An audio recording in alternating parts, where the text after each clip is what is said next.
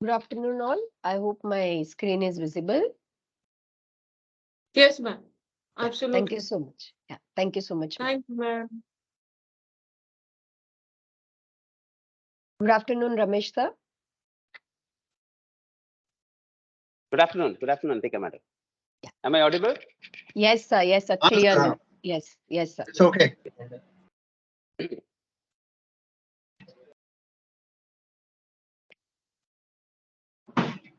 Sir, you want to just test by meanwhile other participants are joining.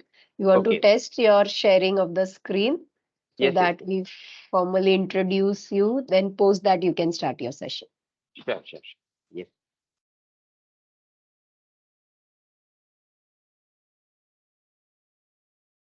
Sharing.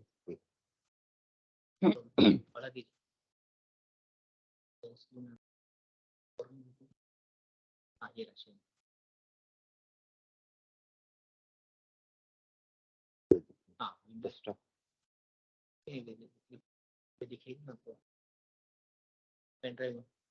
Desktop में रखा है.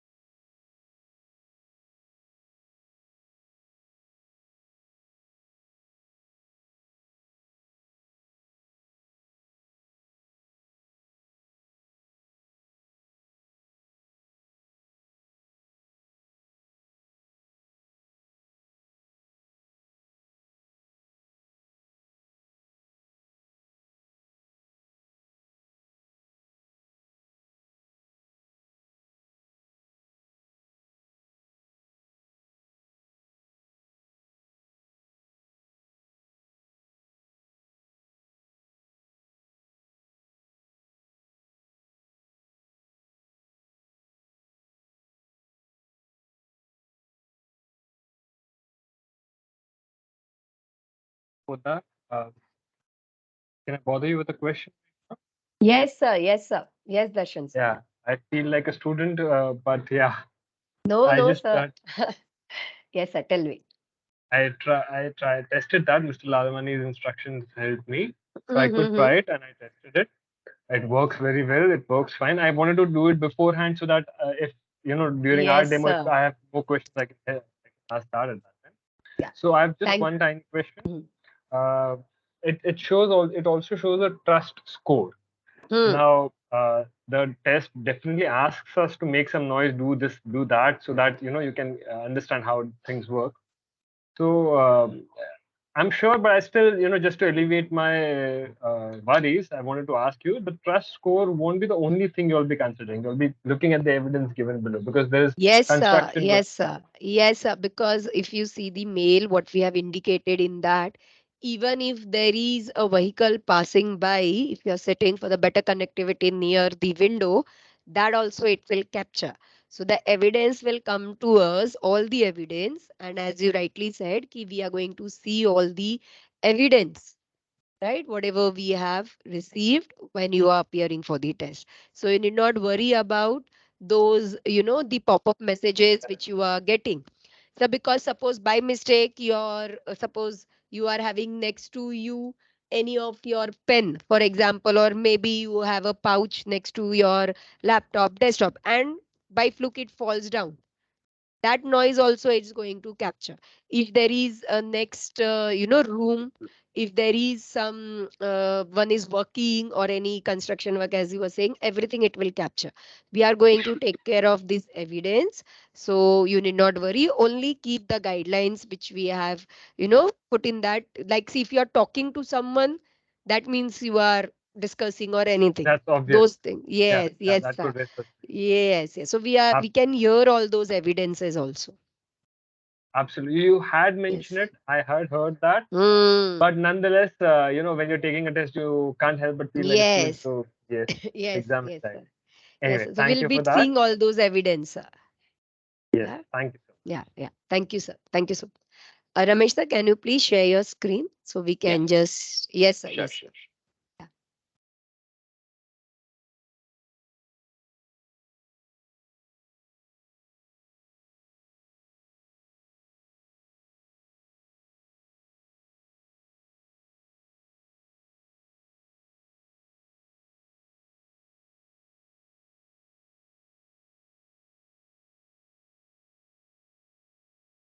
Yes, sir. We can see your screen. Can you please change one slide, sir, so that we can check Yeah. that also?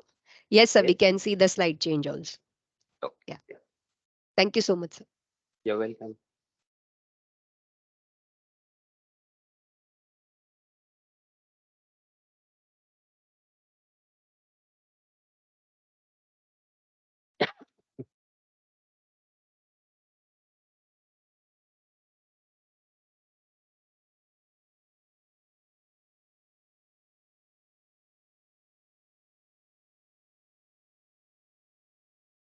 Sir, can you please stop sharing for a minute Oh, so that we formally introduce you, sir?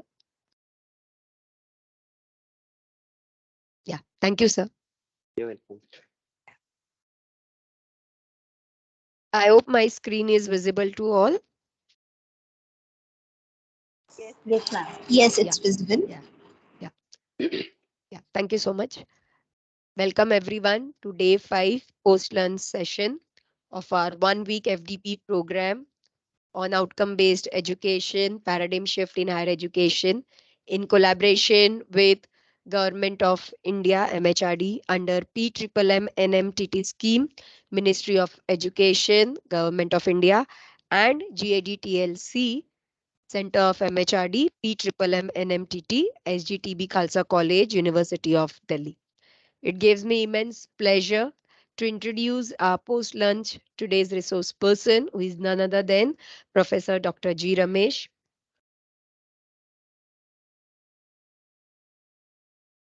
Sir has around 33 years of experience in the defense sector of public relation, marketing, and in higher education, and is currently working as a full professor and a deputy director at St. Francis Institute of Management and Research.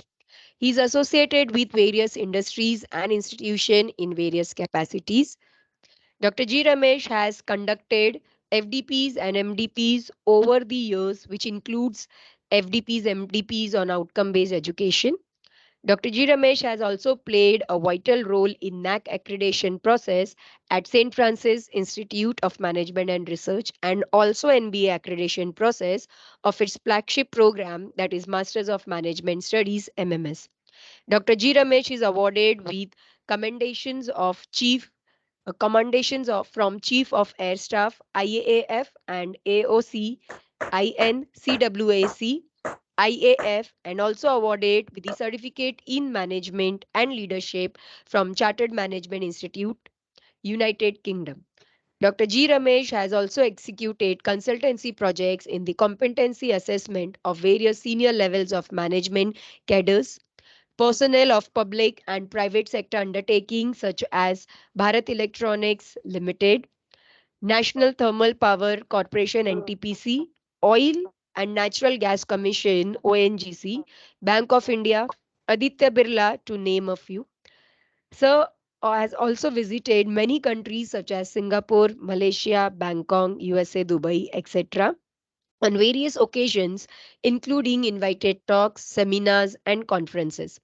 Sir has published and reviewed many research papers in various reputed referred journals and also has presented papers at various forums, seminars, conferences, both at national and international level. With this, sir, we welcome you to deliver the topic OB in the context of accreditation. Over to you, sir. Yeah. Thank you so much, Dr. Natika. Am I audible? Yes, sir. It's a very good afternoon to all the participants. Some of the participants are well known to me. In fact, when I share the screen, I will share with you also the simple analysis which I have done on how many faculty members are there. And there are some directors are there, vice principals are there, professors are there, associate professors as well as assistant professors. So to all of them, let me extend a warm welcome on behalf of the San Francisco Institute of Management Research, the entire management, as Dr. Natika had already indicated. Thank you so much for getting this opportunity. In fact, this opportunity, I did not grab it. It came to me because of another issue. But then it's a privilege for me to sharing some sort of experience. And as Dr. Nitin said in the morning, it's all because we are in the same fraternity. When we are in the same fraternity, it's always sharing and caring sort of thing. So here I'm there to share some of my experience, some of my understandings. And in the beginning itself, let me make it very clear. There are opportunities in case from you, if you would like to share certain points, you are most welcome. And I'm sure there are people who are up there. My colleague, Dr. Harish Kumar Purohit, is there. And I think he was also a part of our NAC accreditation. So he's also well aware about the entire process. But then certain informations which I will share, possibly it may be of help to those who are going ahead for the accreditation, because nowadays accreditation is the buzzword, and it has been made very mandatory from the regulatory point of view as well as from the student-centric point of view, right? So with that, let me just share my screen and take all of you through a simple journey of information sharing.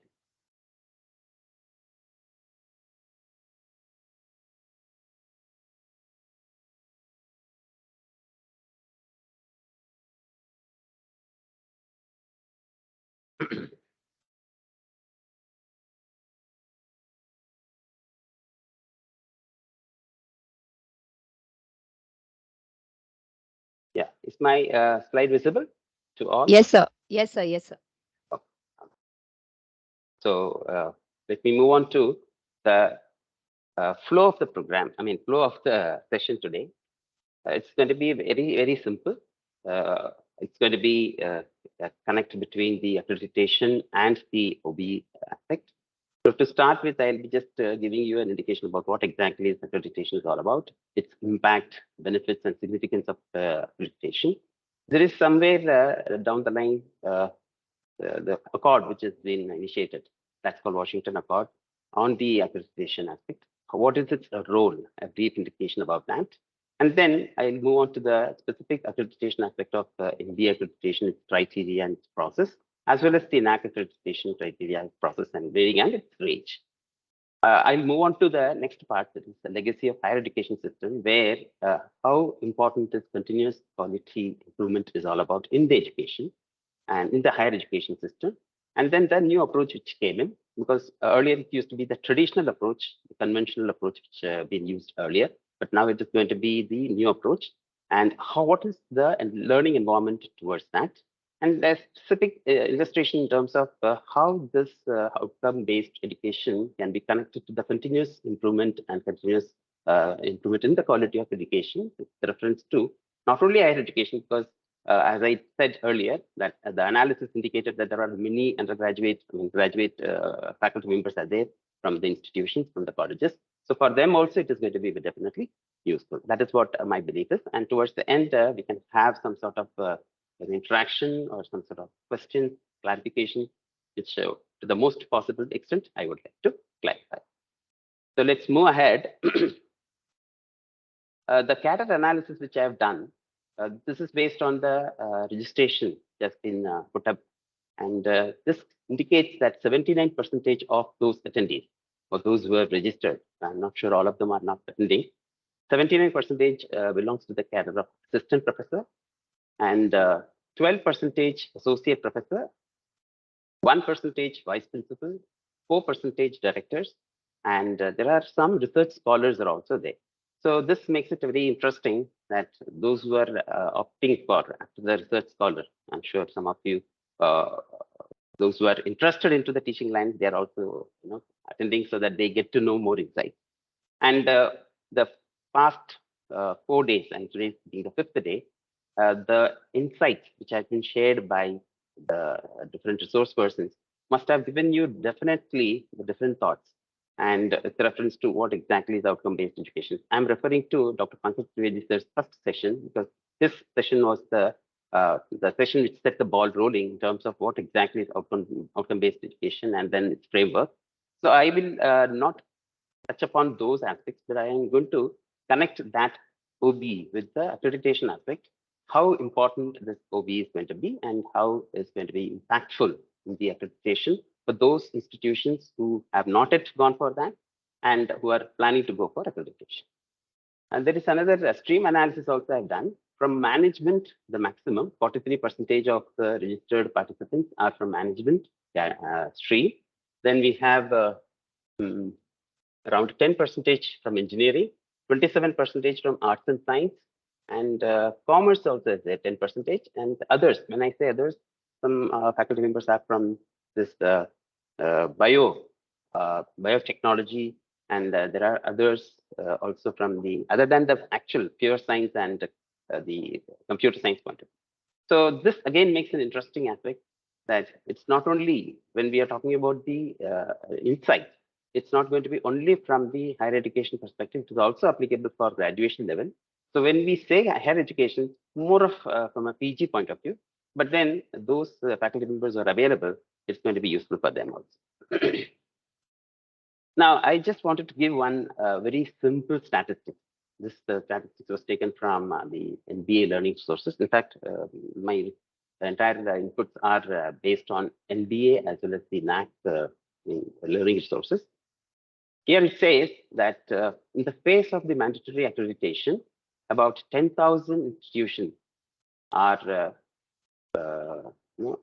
looking for accreditation. Approximately out of this 10,000, 3,500 belongs to the engineering stream, engineering field. Diploma engineering is 3,000. MBA, MCA, pharmacy, and architecture is around 3,500. So out of this 10,000, the average number of programs per institution, we talk from the program perspective, it is approximately around 5 to 6 undergraduate and PG per degree engineering programs, and then approximately about 3 to 4 diploma engineering, and approximately about 1 to 2 others, and others includes even the MBA, MCA, pharmacy, and architecture. So taking the total programs accredited as of now, it's about 19,000 for the degree engineering, 10,000 for diploma engineering, and 6,000 for others. The total comes to 35,000 are yet to be accredited. So considering the cycle of period, because in the case of this, I'm specifically focusing on NBA accreditation with reference to the program. So when we say there are 3 accreditations, I mean, there are two type of accreditation they give. One is 3 years and the other is for 6 years. Majority, that is 95% gets 3 years only, and around 5% gets into that 6 years accreditation. So considering that 95% out of the 35,000 comes to around 11,000 programs per year. If you consider 33,000 for 3 years, approximately it works out to 11,000. What the idea of putting up this particular point is that this has become a buzzword. That's what I said in the beginning itself, that institutions and the regulators and the authorities of the institutions have to think and get onto the war footing to make themselves prepared and to go for this sort of accreditation. But not that accreditation only, you need to be prepared from the outcome-based education perspective also. Okay, so that's a simple statistic I gave. So let's come to the accreditation aspect. When I say accreditation, It's a very simple understanding of the process of quality assurance and improvement, whereby a program in an approved institution is critically appraised to verify that the institution or the program continues to meet and or exceed the norms and standards prescribed by regulator from time to time. So it's basically from, it could be from the institution perspective or from the program perspective, because whether it is institution or program, it's ultimately a process of quality assurance, whether and improvement, whether the program or the institution is fulfilling the requirement as prescribed by the specifications of the accrediting bodies. So it's a kind of recognition which indicates that a program or institution fulfills certain standards. But why it is required? The major reasons for the requirement, the purpose of accreditation is to get the promote and recognize excellence in education, colleges, and universities. First aspect, whether it is undergraduate or postgraduate. It also indicates the continuous quality improvement, because we always say that any activity which we do it has to be on a continuous basis. There is a very interesting term called kaizen in the Japanese quality assurance. So they call this as continuous quality improvement, kaizen technology, or kaizen principle. So this is very, very important. So therefore, accreditation is important. Support and advice to institutions in the maintenance and enhancement of the quality of provision, confidence and assurance on quality to various stakeholders, including students. Though the major stakeholders are the students, it also gives a support and advice and some sort of enhancement in the quality of whatever is being provided, and with confidence, with assurance that we are accredited, and therefore this is going to be that. So it is something like I used to always say that when we go to purchase a particular item, like for example, you go to a shop and purchase say pressure cooker. Now, housewives, what do they normally see? They see the mark. There is something called ISI mark, Indian Standard Institute, which gives the mark after checking the entire safetiness and the quality of the particular product. So the process is not known to the others. When the person goes for purchasing, they not need to know exactly how that ISI mark is come. They only see that ISI mark. It's like something like this. When an institution or a program gets an accreditation, it is but natural that they have gone through the process with reference to the continuous quality aspect, and that has been assured by the body which is giving the accreditation. So these are some of the reasons for why accreditation is required. The impact, when we say impact, in some institution or the programs get the accreditation, there are various impacts. Some of them which I have indicated. The first is it encourages quality improvement initiatives by the institutions and programs. It also improves student enrollment, both in terms of quality and quantity, because nowadays the students actually are well versed, and they before taking a decision, they go through multiple channels and check the credentialities of the institution, credentialities of the program, and then only they pick up, because they have a choice. We were talking about all student-centric, this also, because the students have the intention, have the provision of getting into those things. So it improves that by doing that, when the institution or the program has that credential, then they can expect the quality of students, good quality of students taking up the particular program and reaching out to the institute and doing it. It helps the institution. உங்களுக்கு வருஷத்துக்கு எவ்வளவு கட்டுறீங்க fees? அதுல ஏன் உங்களுக்கு concession? அதெல்லாம் கிடையாது. ஒரு வருஷத்துக்கு 10 மாசத்துக்கு 14,000 தான் கட்டுறீங்க. இதெல்லாம் மனசாட்சி உங்களுக்கே வேண்டாமா? அது ஒரு மாசம் இல்லன்னு கணக்கு வேற கேக்குறீங்க. I think some other participant has switched on the audio. If you can kindly mute it. Thank you.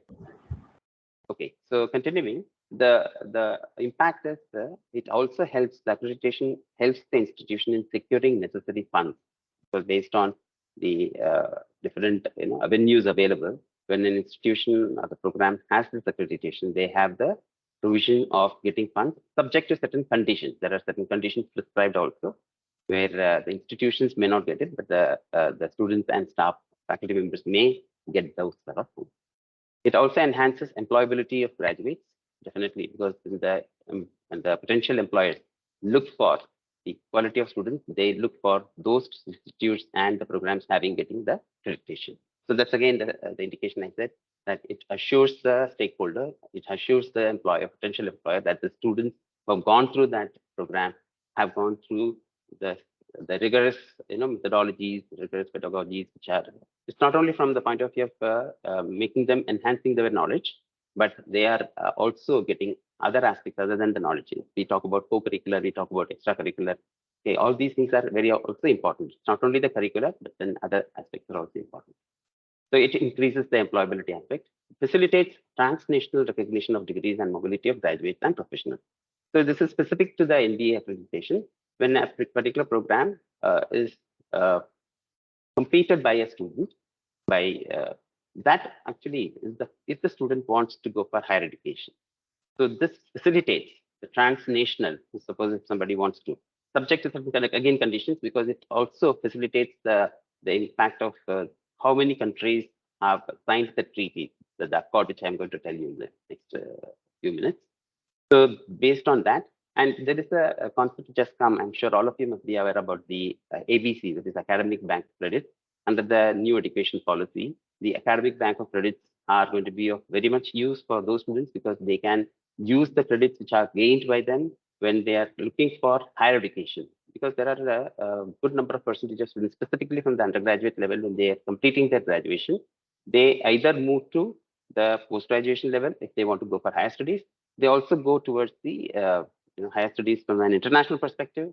So when they go for higher studies, this transfer of credit will be of very much use. So that is the point. So when there is an accreditation and a particular program is getting accredited, those credits can be always used by the students to use them for transfer it, or some sort of exemptions they get it when they go for international programs.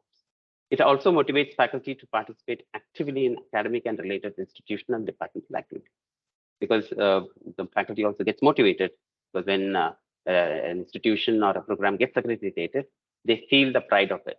And then that increases their motivation also in enhancing their caliber, in enhancing their participating mode. And of course, it helps create sound and challenging academic environment in the institution and contributes to social and economic development of the country by producing high quality technical manpower in terms of the individual, in terms of the faculty, in terms of the students, in terms of the staff. Overall, the entire ecosystem gets uplift. So these are some of the impact of accreditation. In case any share of thoughts, you're all most welcome. You can add points to whatever I'm indicating. These are certain areas, certain points which personally, I thought, and it may have, other impacts also. So I would request others can also share your thoughts if you wish to. Yes. Thank you, sir. Thank you. Some of the benefits and significance. The accredited institution program offers the highest quality of education available. Repetition, the same as in the case of the benefits, the impact. Accredited institution program strengthens consumers' confidence. Employers value degrees of an accredited program the most. Accreditation helps institutions to know their strengths, weakness, and opportunities, pushes them to continuously improve their programs and give them a new sense of direction, identity, and targets. Because this also is very, very important, because the institution or the program, specific program, will get to know exactly where they are strong, where they are lacking. So the strengths and weaknesses are identified, and the strengths can be converted. I mean, using the strength, the opportunities can be tapped, and the weaknesses can be identified, and overcoming the weaknesses, the challenges can be controlled. I mean, you can counter the challenges, any difficult threats, whatever is coming through. We have the weakness, we are able to identify the weakness and overcome that weakness. So this helps actually the identification, because when we went through, since we are already NAAC accredited as well from the institute point of view and the program accredited from the MBA, we have the experience our faculty members have done extremely. They every individual faculty members know that how effectively this exercise has brought to the forum that what are our strengths and what are our weaknesses, and how the strengths can be leveraged and how the weaknesses can be overcome in order to better the institution, better the program, as well as better the individual.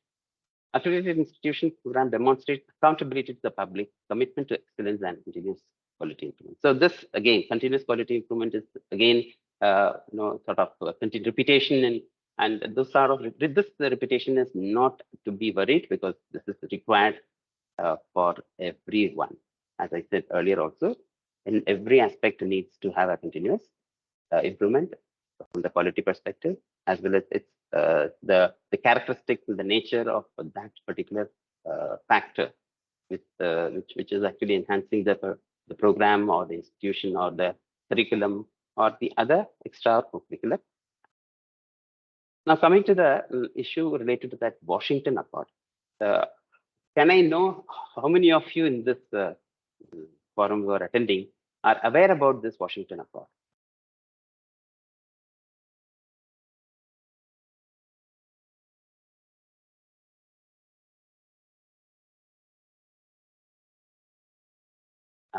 Somebody has raised the thumb.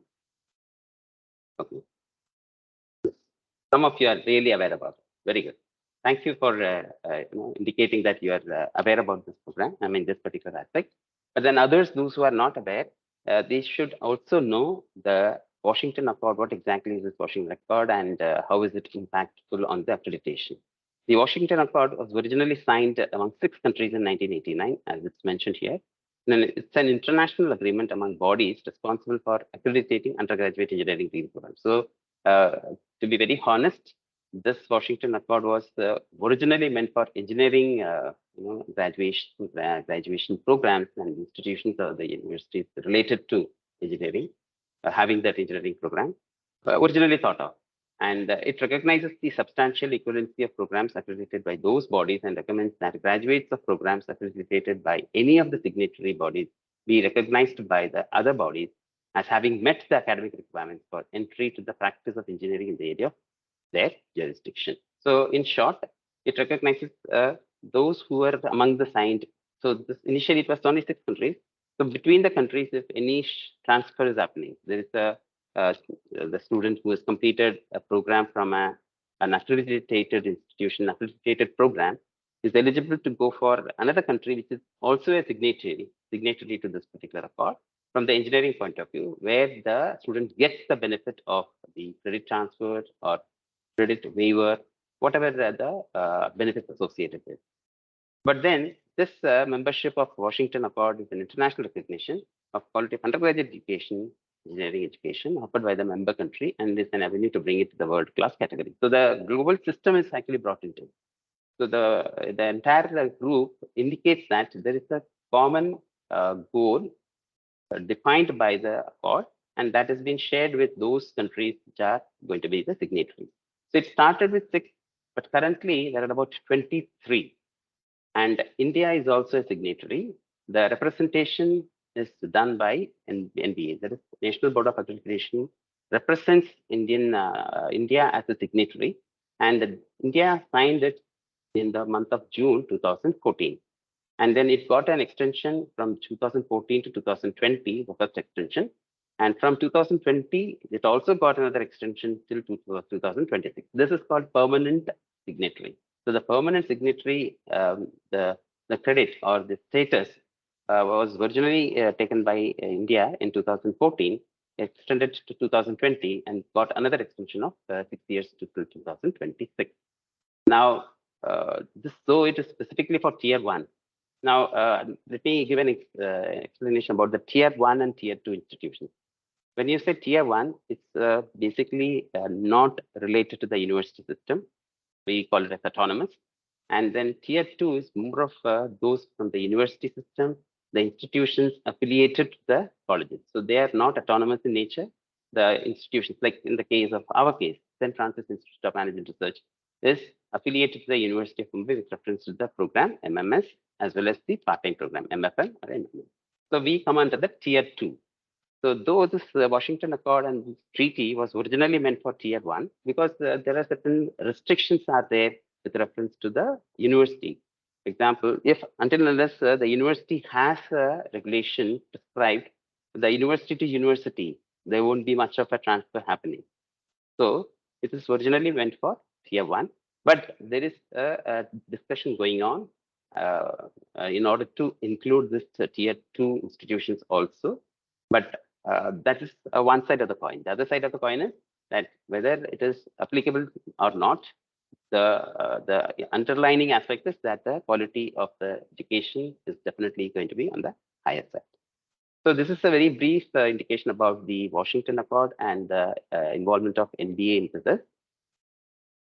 Coming to specifically to the NBA accreditation. Now, having taken you through the brief about what exactly is the accreditation, its impact, its benefit, and then the relevance of Washington Accord with reference to the accreditation, let's have a brief understanding of what exactly is NBA accreditation. Before that, let me understand those who are present here, how many institutions, how many programs under the institutions are NBA accredited? Can you show up the thumbs up?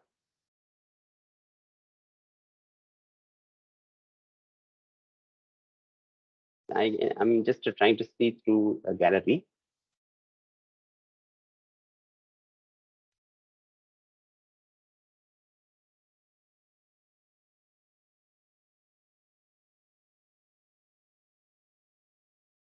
Okay.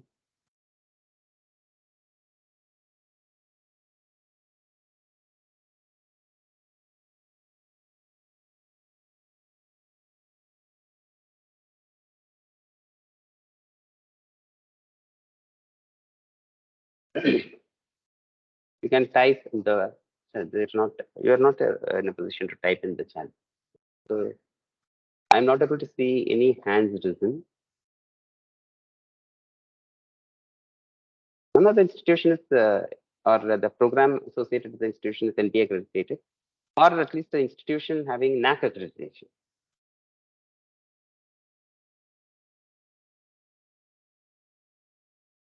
All right.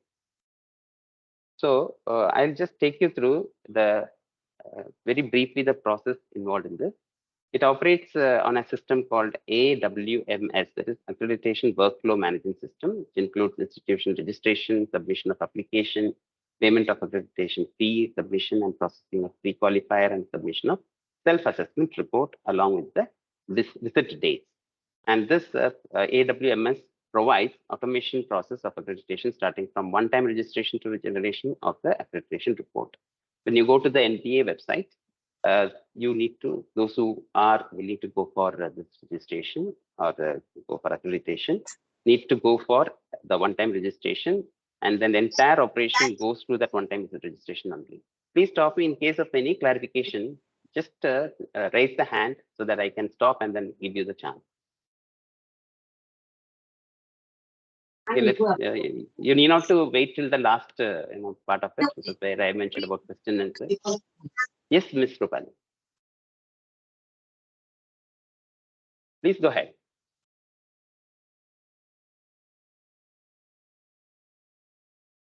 Okay. So as I said, the one-time registration will be required to be done, and then through that one-time registration, the entire process will start. And its life cycle includes registration, submission of request for accreditation, evaluation process, on-site visit by the expert team. This team which is coming in are referred to as expert team. In the case of NAC, it is referred to as peer team. Evaluation reports and communication amongst evaluators over system and accreditation. Now, I'll just show you the flow.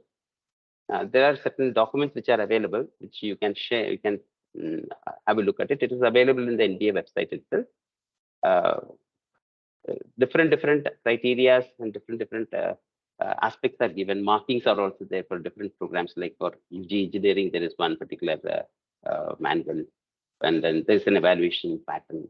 Then for UG non-engineering, there is some pattern. Then we have PG. So likewise, the systems are being established and it is provided. But overall, this is the process.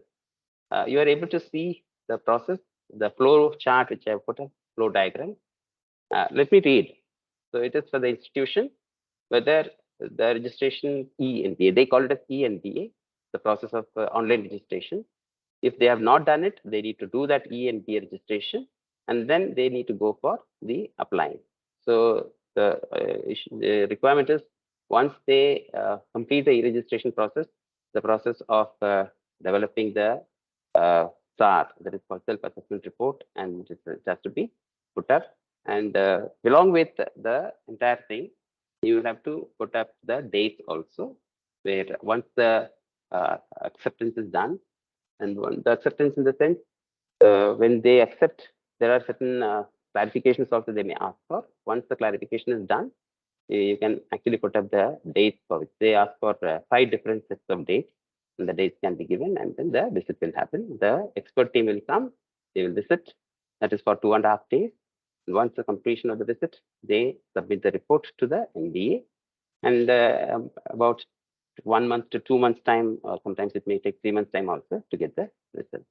So this it's a very simple process, but then the preparation is going to be on the very difficult part of it, because it requires a lot of preparation, where there are 10 criteria there. Each criteria you have to identify, there are specific marking system is there. And then these all things basically from the NBA point of view is all about the outcome-based education. So they have actually taken or revised this aspect. Earlier it was only for engineering. 2017 October it was also made for the management program. When they used to have the graduate attributes.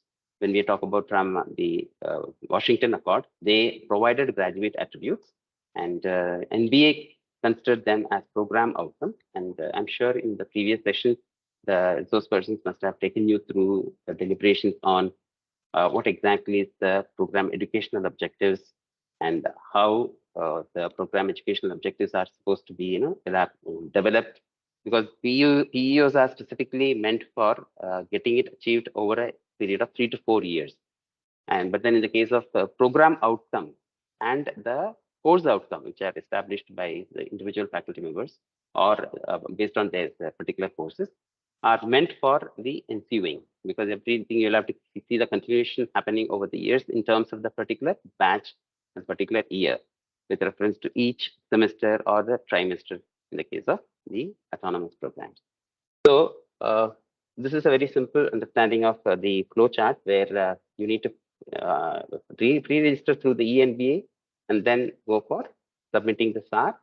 Once the SAR is submitted, once the clarification is completed, you'll have to also give the dates, and then accordingly the expert team will visit and complete the verification of documents, and that's going to be very strenuous. These are the criteria which are specific to management, because from our institutional point of view, these are the 10 different criteria. But then for graduation, undergraduate, these criteria vary. Like in the case of, but otherwise, by and large, you can see that the different nomenclatures which I mentioned are almost going to be the same. One is vision, mission, and program educational objectives. The other one is governance, leadership, and financial resources program. Then you have course outcome and program outcome, curriculum and teaching learning process, student quality and performances, faculty information and contributions, industry and international connect, infrastructure, alumni performance and connect, and continuous improvement. So these are the different criteria where you have sub-criterion, and then you'll have to understand the entire aspect. So when we talk about the course outcome and program outcome, the entire aspect, this criterion 3 and the criterion 5, also the 4, will be more concerned towards the outcome-based education, where they talk about how the students, what exactly students are wanting to have it, and whether we are able to give that to them or not. Now coming to the NAC accreditation, it has got 7. NAC accreditation is for the institute, for the specific to the institution. It can be a university, it can be an autonomous college, or it can be an affiliated or constituent college. And then they have specific weightages assigned for specific criteria, and then the evaluation is done accordingly. So here, unlike the case of NBA having 10 criteria, NAC has got 7 criteria only. So these are the criteria and the specific marks associated with that. The criteria 1 is curricular aspect. Criteria 2 is teaching and learning and evaluation. Criteria 3 is the research and innovations and extension. 4 is infrastructure and learning resources. 5 is student support and progression. 6 is governance, leadership, and management. And 7 is institutional values and best practices. Now here they have these 3 different type of colleges as I indicated earlier. One is the university, second is the autonomous, and third is affiliated institutions or colleges under the university. So in the case of NBA, the total mark is 1,000. The evaluation is done out of 1,000. And just to give an indication about the outcome of this result. So those who are scoring 750 out of 1,000 and all the criteria, there is a requirement of minimum 60% being scored for each. There is criteria wise marks are also there.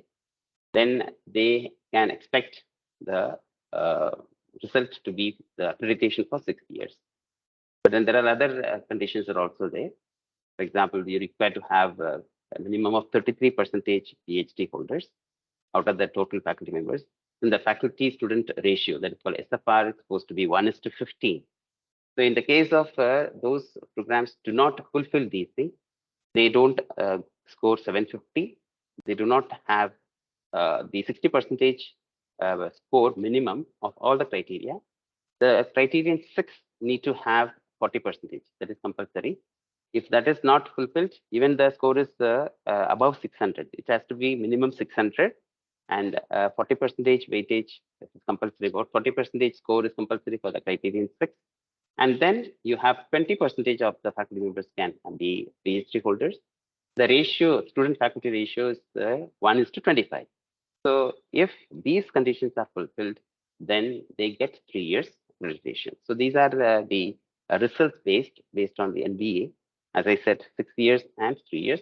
And as I indicated earlier, as of now, out of 100, 95% of the institutional of the programs get only 3 years accreditation, specifically in the first cycle. This also has cycles. In the first cycle, they get only 3 years accreditation because this again, it shows continuous improvement. In the second cycle or possibly the third cycle, the program may get into the 6 years accreditation. So this is the evaluation aspect of MBA. But in the case of NAC, from the institutional point of view, it is graded as per the 4-point scale. There is a 4-point scale, which we call it as, and then there is a cumulative grading point average is calculated. With reference to each criterion, there are points, and each sub-criterion, there are points. Based on that, the evaluators evaluate it, and then the marks are given out of 4. And finally, the 4 scale is segregated in terms of 4 letters. That is A, B, C, and D. That means they say that when the accreditation is done, then they are accredited with grade A, grade B, grade C, and grade D. But in the grade A also, there are A++, A+, and so on. Similarly, B++, B+, and so on. And in the case of C and D, it is just C and D only, which I will show you a little later. The summated score for all the key aspects and the criterion is then calculated with appropriate weightage applied to it, and the GPA is worked out for the criterion. The CGPA, that is cumulative grade point average, which gives the final assessment outcome, is then calculated from the 7 GPAs pertaining to the 7 criteria after applying the prescribed weightage to each criteria. So this is the letter grade as well as the CGPA. So if an institution gets out of 4, anything between 3.51 to 4, it is referred to as the grade which is accorded as A++. It is accredited with A++ grade. And if it is between 3.26 to 3.5, it is accredited with A+. And if it is between 3.01 and 3.25, it is accredited with A, and so on. So you have A++, then you have B, B+, and B++, but you have only C and D. The D indicates it is less than 1.5 out of the 4 scale, and it is not accredited. So there's outcome of this also. There are benefits associated with institutions getting grade A+, and grade A++. So when an institution gets grade A, that is 3.01, the institution, as per the regulation, as per the regulatory norms, they become eligible to go for autonomous. But the autonomy aspect. I'm talking about academic autonomy only. So when they go for, I'm sure all of you know about academic autonomy. Academic autonomy indicates that the institution going for autonomy can develop their own course curriculum, can develop their own examination system. They can conduct the examination and put up the marks to the affiliating university. Once the university receives that, they regularize it and puts up the mark sheets, and all these things comes from the university, including the degree certificate. That's academic autonomy. So, but the freedom is that you need not to depend on the university syllabus, university system. You can have your own. So once the moment the institution gets A grade, that is 3.01 and above, they become eligible for autonomy. There are other conditions to be complied with. But then there will be an on-site visit. Once the autonomous application is put up, there will be an on-site visit that as equivalent to the peer team visit comes for the NAC. In the case of NAC, there is a peer team visit. Similarly, there is a peer team visit because it's under the ambit of University Grants Commission. So they will send a team to check the entire verification of documents, all these things happen. In the case of A plus, also the same thing, 3.26 to 3.5. But in the case of A++, an institution or a university gets 3.51 and above, which is equivalent to the A++ grade, then they can go for autonomy. Institution I'm talking about specific to the university, affiliate to the university, they can go for autonomy without the on-site. So some institution colleges get 3.51 out of that course scale. They can apply, and based on the documentation, the UGC provides gives the authority of autonomy, academic autonomy to that particular institution or the college. So that's the benefits associated with the institutions getting the different grading in different forms.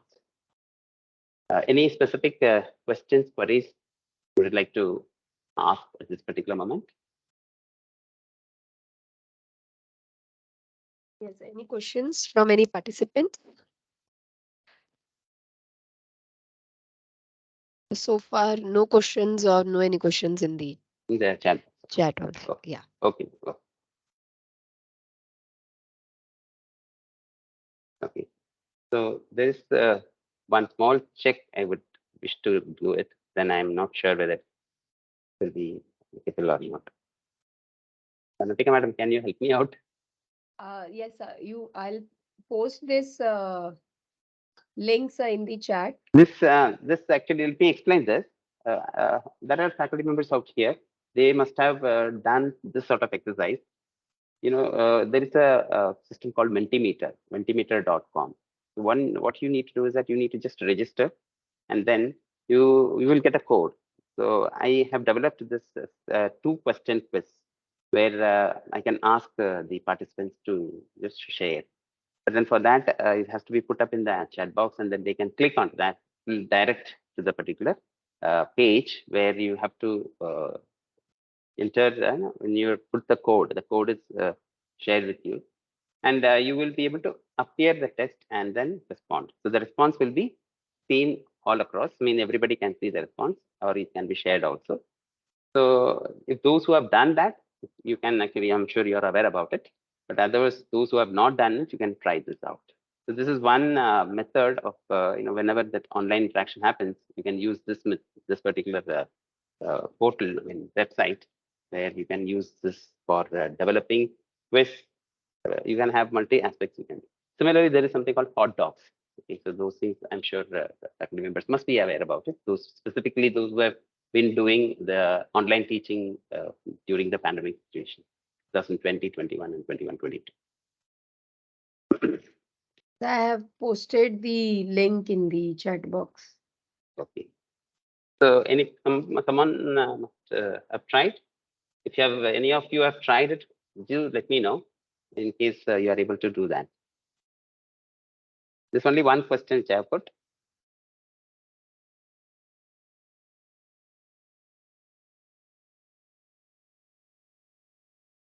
It's put in the chat. You all can just refer to the chat, and also if you can go to the previous screen.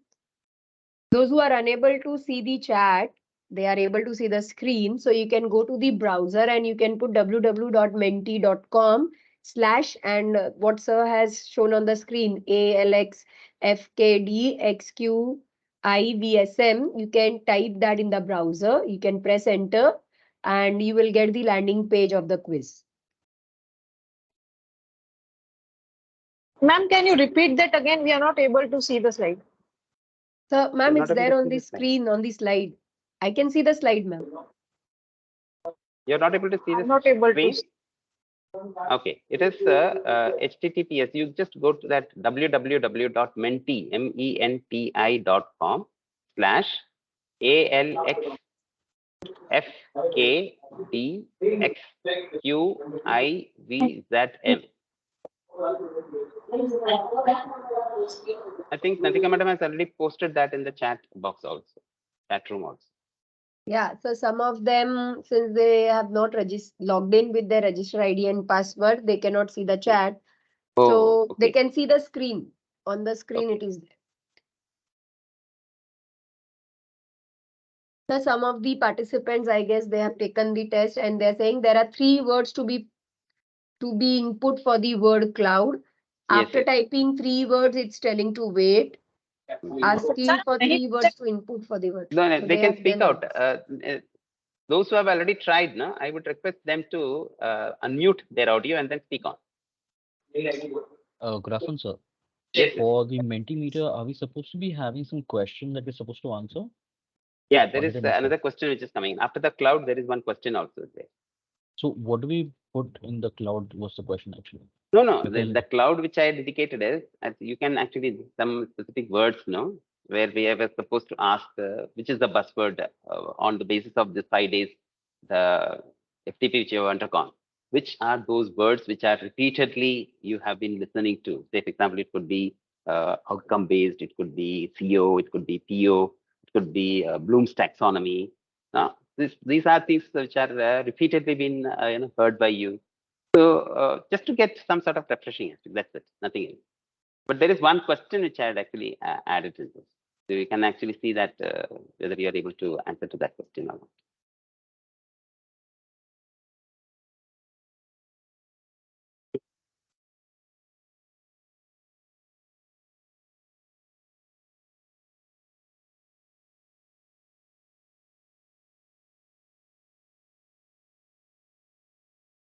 Anyways, it's fine. You can actually try it out later on also.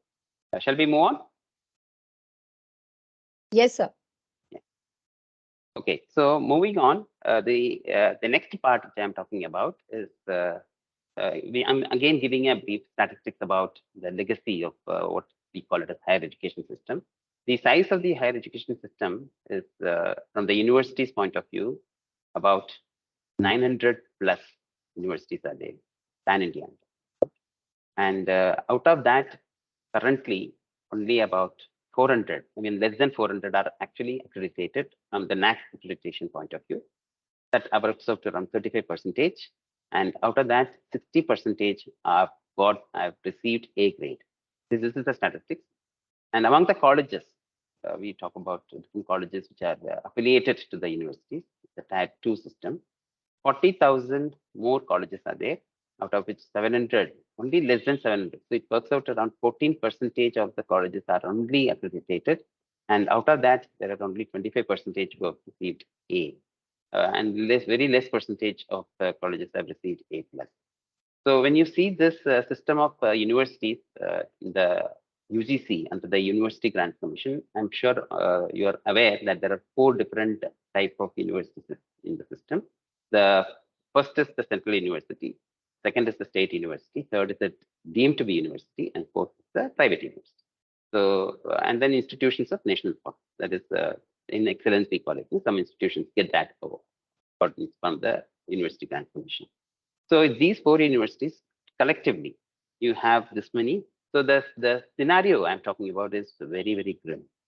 So when you say from among the universities, only 35% have got that accreditation, and among the colleges affiliated to the universities, there's only 14%.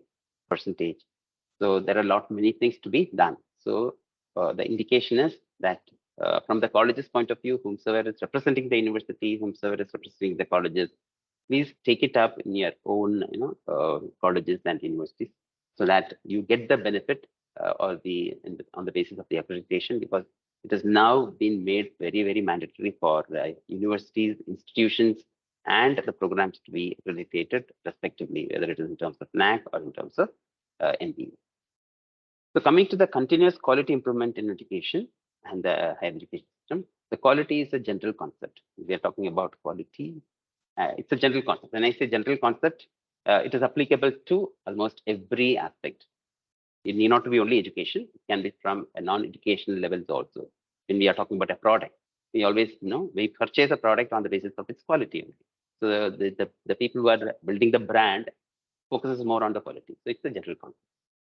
It's reference to the higher education, the quality of teaching, the quality of curriculum developed, quality of assessment. So in the morning, when Nitin sir was talking about the TLA, the teaching, learning, and assessment, this in terms of the teaching learning process, we take it up. The aspect of higher education, or it's applicable to the graduation also.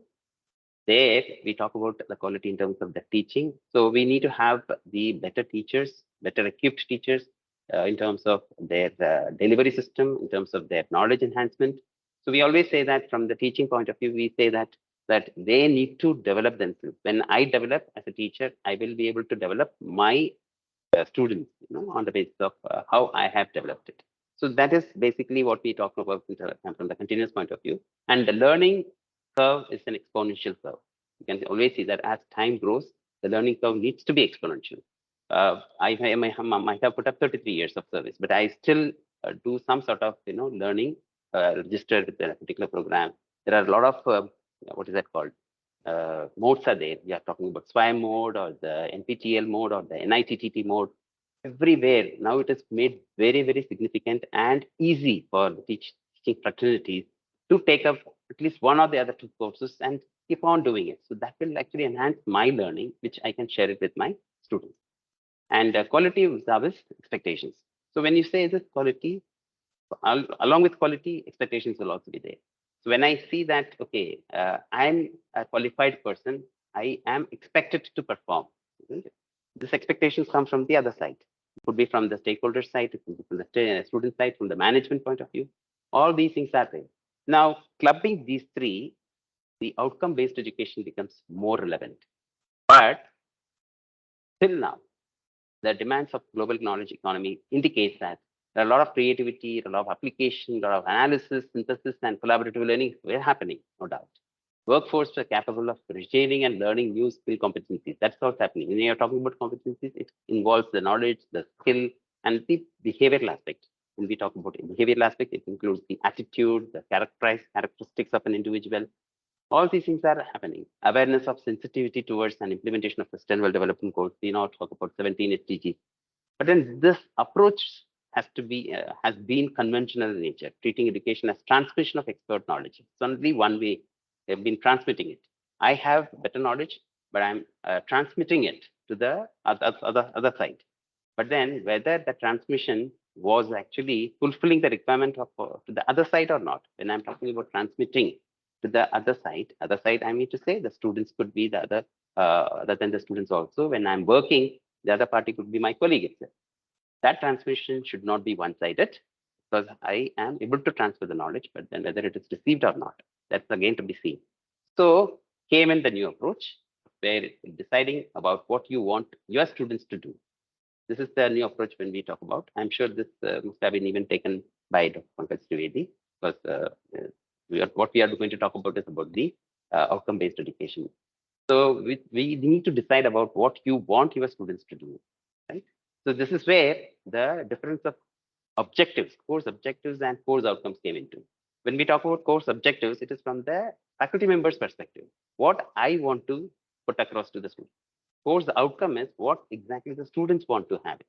So from the transition happened from being just course objectives, it transition happened towards the course outcome and towards the program outcome, which will fulfill the program educational objectives over a period of 3 years, the graduation program, 2 years of PG program. Because after the completion, whether this educational objectives are getting fulfilled or not, through the appropriate course outcomes and appropriate program outcomes and its mapping. Okay, I'm not taking elaborately into that COPO mapping, which has been already taken up. We talk about COPO articulation from the beginning to COPO attainment, the end. But I will give an illustration towards the end that what exactly is expected when a COPO mapping is done from a continuation in terms of the quality point of view. So orient your teaching and other academic processes to do so. So when I'm talking about orienting myself from a teaching perspective, it should not be only just that rote learning. We call it as rote learning. Some students actually, when students come to the PG level, we are able to realize that what have been undergoing in the undergraduate level is just about completing the syllabus, getting the marks, so that they're aiming for good marks. No doubt, marks are important, but that's not the one important thing. There's much beyond that. So that is where the orientation of the teachers to be assess the achievement of the students. We'll have to. That is an assessment which has been developed, which not only assess the achievement of the students, but how the achievement takes place. The entire process is again, it's completely dictated in terms, it's articulated in a way that it has got direct way of measuring the assessment, indirect way of measuring the assessment. And then there is always improvement to all those activities, which this model is referred to as the outcome-based education. So this is the transition where earlier it used to be conventional, where normally it used to be input, process, output. Even the NBA followed that earlier with what they call it as input, process, output. But they have shifted the base to the outcome-based education, where the outcome is even more important. The environment required for the outcome-based education is about maintaining learning outcomes statements and whatever we are trying to put across in an explicit way, what the student is expected to know, understand, or do. So that is exactly in the morning session, in the question paper development also. It's not that question paper is only the final stage of assessing the student. That is one type of assessment. There are continuous assessment where we call it a CIE, continuous internal evaluation, which is actually a part of the entire semester or entire trimester. So it is basically the explicitness which we are putting at in order to understand what exactly they want. So the course outcome when the faculty member is developing, if they should make it very clear whether they want to make them to understand, or they want to make to apply, or they want to do an analysis sort of thing, or they want to create, or they want to evaluate under the same Bloom's taxonomy, which others are also actually put it up. So this Bloom's taxonomy, we call it as the pyramid, is also outcome-based education, linked to the outcome-based education only. Assessing the extent to which the student meets these outcomes through the use of explicit assessment criteria. So one is the explicitness in terms of what is required, what is expected out of the students, what they want, it has been put up. So we call it student-centric, and how it is put up through different pedagogies, different methodologies, different ways and means, so that it reaches out to the students as expected by the faculty members for the students and assessing them. So these aspects have to be completed. And in case there are corrections or mistakes do happen, we'll have to take appropriate corrective measures. We call it as CA, corrective action and reaction. When I take a corrective action, there will be a reaction also. So we always talk about the mistakes only. No, we have to talk about the corrective action also, so that next time the mistake doesn't happen. Now, taking forward, this is based on the outcome-based education. We have a specification in terms of what we call it as outcome-based education leads to outcome-based curriculum, leads to outcome-based learning and teaching, and then outcome-based assessment. So this is in a pictorial representation. When we say outcome-based education, it is what the student should be able to learn, and how do we make the student achieve this outcome? That is based on the curriculum, and how to measure the student has achieved through the assessment, and then the entire process is linked through the outcome-based education as an overall aspect. So outcome-based education is a process that involves the restructuring of curriculum, assessment, and reporting practices in education to reflect the achievement of high-order learning and mastery rather than the accumulation of course credits. So course credits can be accumulated, but then how is it getting accumulated? What is the repercussion of accumulating higher credits? All these things have to be also put up in the higher order. Outcome-based curriculum indicates preferred, keeping in mind that what students should be able to do at the end of the program. And then outcome-based learning and teaching methods are developed to make the student achieve the outcome. And outcome-based assessments methods are designed to measure what the student has achieved at the end of the program in terms of knowledge, skills, and attitude. So basically, their competency is actually measured. So in order to measure their competency, you need to have a proper assessment tools also. I'm sure Dr. Smita must have taken you through the assessment tools and methods which are actually used, and the direct measures and indirect measures which are applicable, where these assessments are linked with the outcome-based.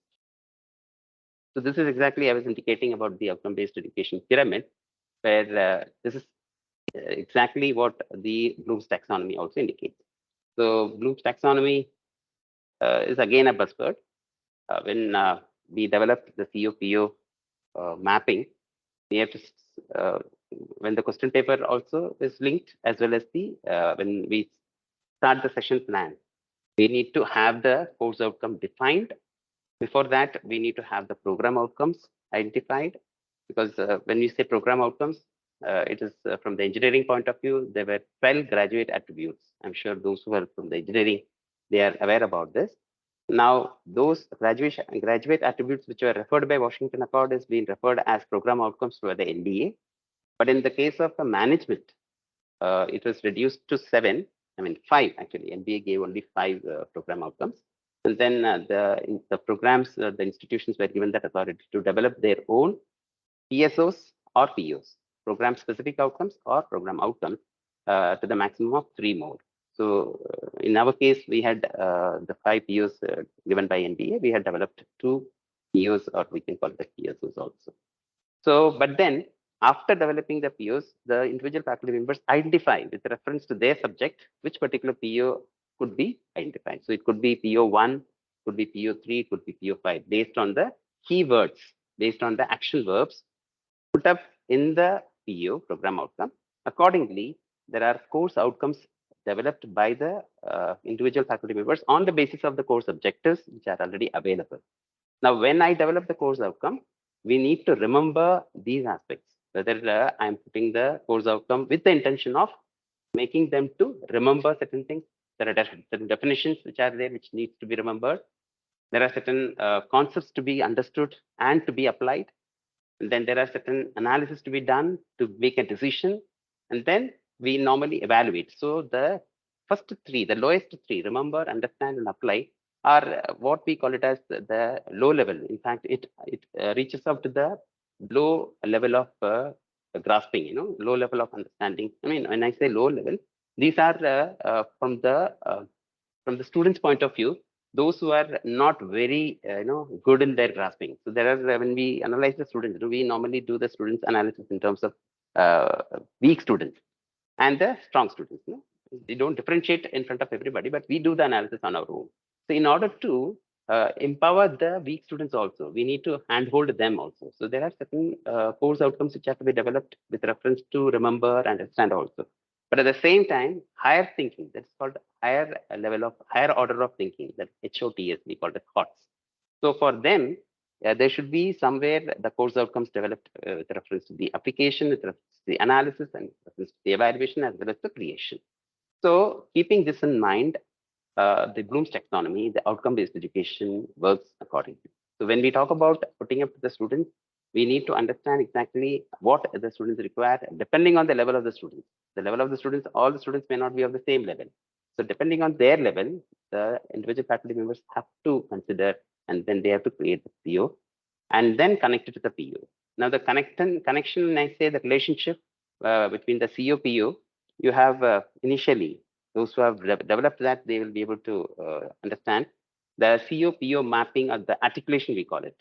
So I wanted some of you who are available here to just share how have you developed that COPO articulation matrix. Can any of you share your thoughts?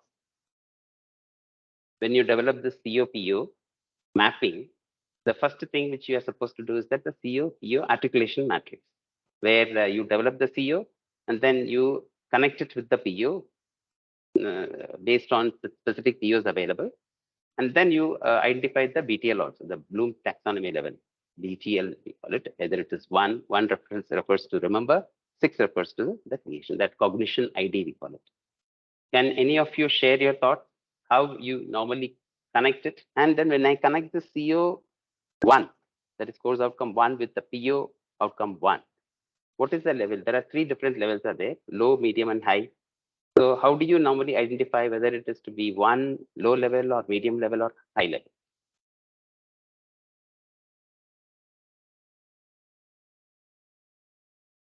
Anyone who had experienced this?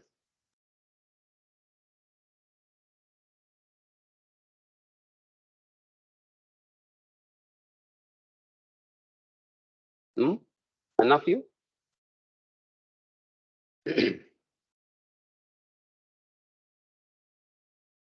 Okay. So just to clarify, when talking about the articulation, what exactly do you mean by that? Articulation, when I say, when you're before the commencement of the semester, the teaching process starts, you prepare a teaching plan, isn't it? In some cases it's called session plan, it's called teaching plan, whatever the word nomenclature you're using. You are supposed to give in the morning. Dr. Nitin Joshi was showing a sample of the teaching plan. If you had attended that. So here you need to clearly indicate with reference to the course objectives, you are supposed to develop course outcome, that is COs, which I said, no, where the course outcomes are developed. These course outcomes, when we say CO course outcomes to be mapped with the program outcomes, because you have established POs. The program outcomes are established already. It is established by the institute or the program, right? So when there are established program outcomes which are defined on the basis of collectively, the discussion based, the program outcomes have to be defined. And then when I develop the CO for my course, I need to map it with that particular program outcome. All the program outcomes which are established, like for example, in our case, we said, no, the 5 program outcomes are given by the NBA. Originally for engineering, it was 12. They called it as graduate attributes, but then that is meant for engineering. So for the management point of view, they revised it and brought it down to 5. In the month of October 2017, it was released. And then they also gave the authority to the institutions to develop their own, either 2 extra POs or PSOs, they call it, or 3 maximum. So it comes to around 8. So when I say that, when I develop for my subject, I pick up specific POs. It may not be all the POs. For my subject, the POs, all the POs may not be relevant. So I pick up 1 or 2, 3 POs, and then I need to connect the course outcome of mine with the program outcome of that particular institute or the program. So when I connect it, I need to define the relationship. The relationships are defined in terms of whether it is the low level connect or medium level or the high level, which is also made equivalent to low level being equivalent to 1 and medium level is equated to 2 and the high level is equated to 3. So this is what we call it a CO-PO articulation matrix. Now there are ways and means of getting that level, whether it is low level or medium level or high level. Anyways, I will give a very brief thought to it. There are normally 2 ways which are established. One is on the basis of the keywords. So when I say keywords, I'm sure you must have also heard about the terminology called action verbs. So when I say, for example, there are action verbs given here. But remember, it is always defined as an action verb: list, duplicate, repeat, memorize, state. So these are all action verbs with reference to remember. So when the question paper is developed, they have to use this keywords. When the CO is developed, the course outcome is developed, you have to use this sort of keywords. So when I use those keywords, I connect. Suppose the course outcome is to make the students to define or to memorize or to state certain concepts. So that I am connecting to the BTL of level 1, cognitive level 1, because it is connected to the lowest level of remembrance. So when I develop that, I have to also connect this with the program outcome, which I have identified for my course. So it could be low, medium, or high. How will I decide? The decision is based on the keywords. When the keyword which I am using is matched with the program outcome keyword or the action verb. So if it is matching fully, we say it is on the higher level of relationship, connect. If it is matching not fully, mediocre, that means to an extent it's the key level, the keyword, the action verb is matching, then we say it's mediocre, that is moderate, level 2. If it is not matching at all, then I say it is 1, the low level. So this is one way of doing it, the level 1, level 2, level 3. Okay, there is another way where it is applicable for engineering, of course, the examination reforms of ACT. It is available in the ACT process handbook 2018. The examination reforms were put up. In that, they have identified for each of the program outcomes the competencies and then the performance indicators. So when you are able to connect the competencies and performance indicators, you will be able to identify whether the course outcome with the program outcome is mapped, or the relationship is on the lower side or medium side or the higher side. So this is another way of doing it. So I wish that those faculty members who are actually have done it, just to go into that level and then try to understand more about, because this is very important. The CO/PO articulation is important because you are deciding on that. When you are comparing it with, when I'm completing the entire course, in the semester end, you are getting that final evaluation also. Apart from the continuous internal evaluation, you are also completing the terminal examination, both summative, formative, and summative. There, you will have to get the attainment level. We call it as CO/PO attainment, or rather CO attainment. That needs to be compared with the CO/PO attainment articulation, where there is a gap exist or not. So where we go ahead with the gap analysis. So if there is a gap coming in from the level which I articulated and I'm getting it or attaining it towards the end of the course, there is a gap which comes out, which needs to be addressed, so that it is useful for the next semester or the next trimester for the same subject or the same course, either the same teacher, faculty member is taking, or somebody else is taking. Okay, fine. So to just to give in a nutshell, that this outcome-based education is connected to this pyramid in the sense of the Bloom's taxonomy, where when I develop the CO/PO matrix or the articulation matrix, it has to have this levels understood, and then you proceed further in the entire semester with all sorts of assessment, and finally come out with the attainment. So outcome-based accreditation criteria. The outcome-based education is targeted at achieving desirable outcomes in terms of knowledge, skill, attitude, and behavior. Teaching with this awareness and making the associated effort constitutes outcome-based education. It entails a regular methodology for obtaining the attainment outcomes and benchmarking these against the program outcomes consistent with objectives of this program. This is what exactly I said. There should be a connect between the CO, the PO, and the course outcome is developed on the basis of the course objective. Initially, NBA accreditation used to be based on input process output model, with major emphasis on availability of resources, facilities, and outputs. But then later on, they revised it to the outcome-based education model. And it believes that educational quality must be measured by outcomes rather than inputs. Outcomes are dependent not only on inputs, but also on the process followed by an institution to convert inputs into defined outcomes. So that's about the outcome-based education. And this is the framework. In the morning, there was a connect between this OBE framework with that PDCA, plan, do, PDCA, plan, do. What is that? C stands for? The Dr. Nitin was talking about, the connect of OBE network. Check and act. Plan, do, check and act. So you start the planning, you do it, check whether it is in the right direction. If it is not in the right direction, you try to regularize it and then act upon it. Whatever the mistakes you are committing, it can be rectified. So here again, this framework talks about the taking the inputs from the requirements required regulatory authorities. It could also include industry. The mission statements are initiated by the institution. From the program point of view, the program educational objectives are developed, and the course outcomes, program outcomes are established, and the course outcomes are also established with reference to each course the faculty members are taking. And then the assessment is done. Course assessment is also done when we call it as course attainment, and then the program attainment, and the institutional assessment on overall. And the entire courses together for the entire program, the assessment is also done. So this has to be mapped with the PU. So the entire cycle gets completed when I'm able to do the analysis of the program educational objectives over a period of 3 to 4 years. After the student gets completing the course the program and then going out, joining a particular employment, any particular industry, or he may go for a business, whatever it may be, whether this is achieved or not. So the analysis is done on the basis of around 3 to 4 years evaluation.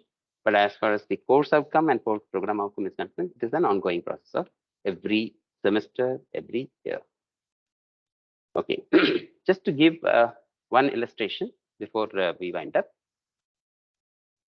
This is the continuous improvement in PO attainment when I indicated about. So here a sample is that when there is a particular program outcome had attained a particular level, over the years, that batch wise, because when we talk about continuous improvement, we need to have at least 3 batches who are passed out. How is that attainment level has increased?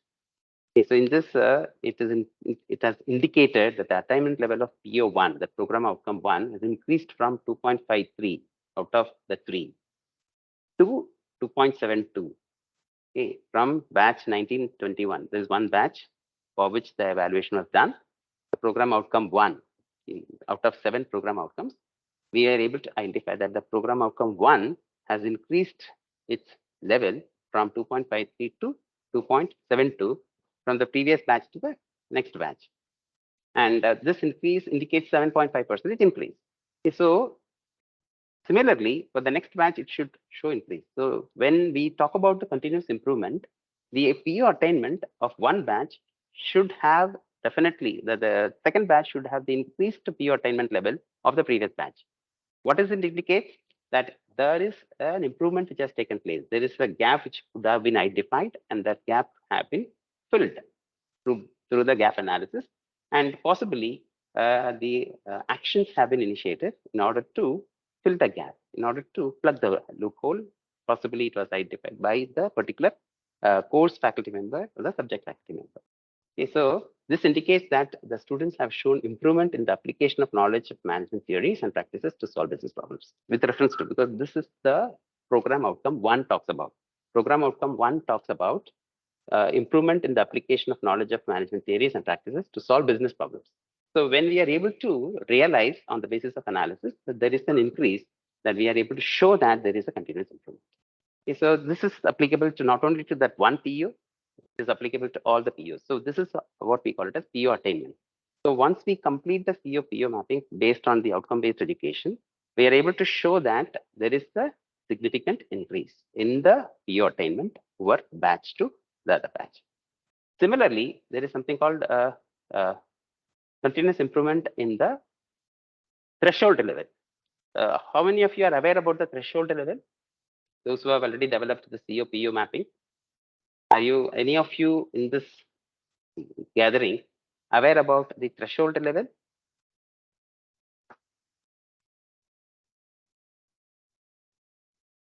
No.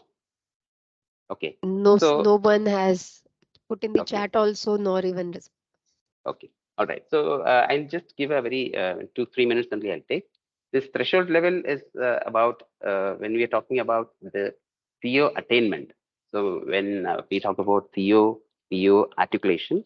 Sir, sorry to to intervene. Dr. Yeah. Pramila has put in the chat entry level for higher studies or career. Dr. Pramila, can you unmute and then ask the question? No, yes, sir. I guess threshold level meaning she has put entry level Okay. for higher studies or career. Ma'am, you Oh, can no, you no. can speak to sir. Yeah. Yeah. yes. Okay. Matlab, Yeah, I got sir, it. I as got you it. said, graduate outcomes. Matlab, after graduation, are they prepared for the higher studies or career? No. This threshold level is different. This threshold level is when we are talking about the COPO articulation. See, initially we talked about COPO articulation, right? That level Yes. which you are connecting to the PO level with the CO level. Now, when we say attainment, the CO attainment is always measured towards the end after completing all the assessments. It could be the continuous internal assessment as well as the terminal assessment. Together, after taking the weight, there is a weightage also. I'm sure the attainment level, the concerned faculty, resource persons who have taken must have taken you through what exactly is that COPO attainment. So when we talk about the attainment, there are percentage, 80% we take from the final, and then 20% we take. All these percentage variations are there.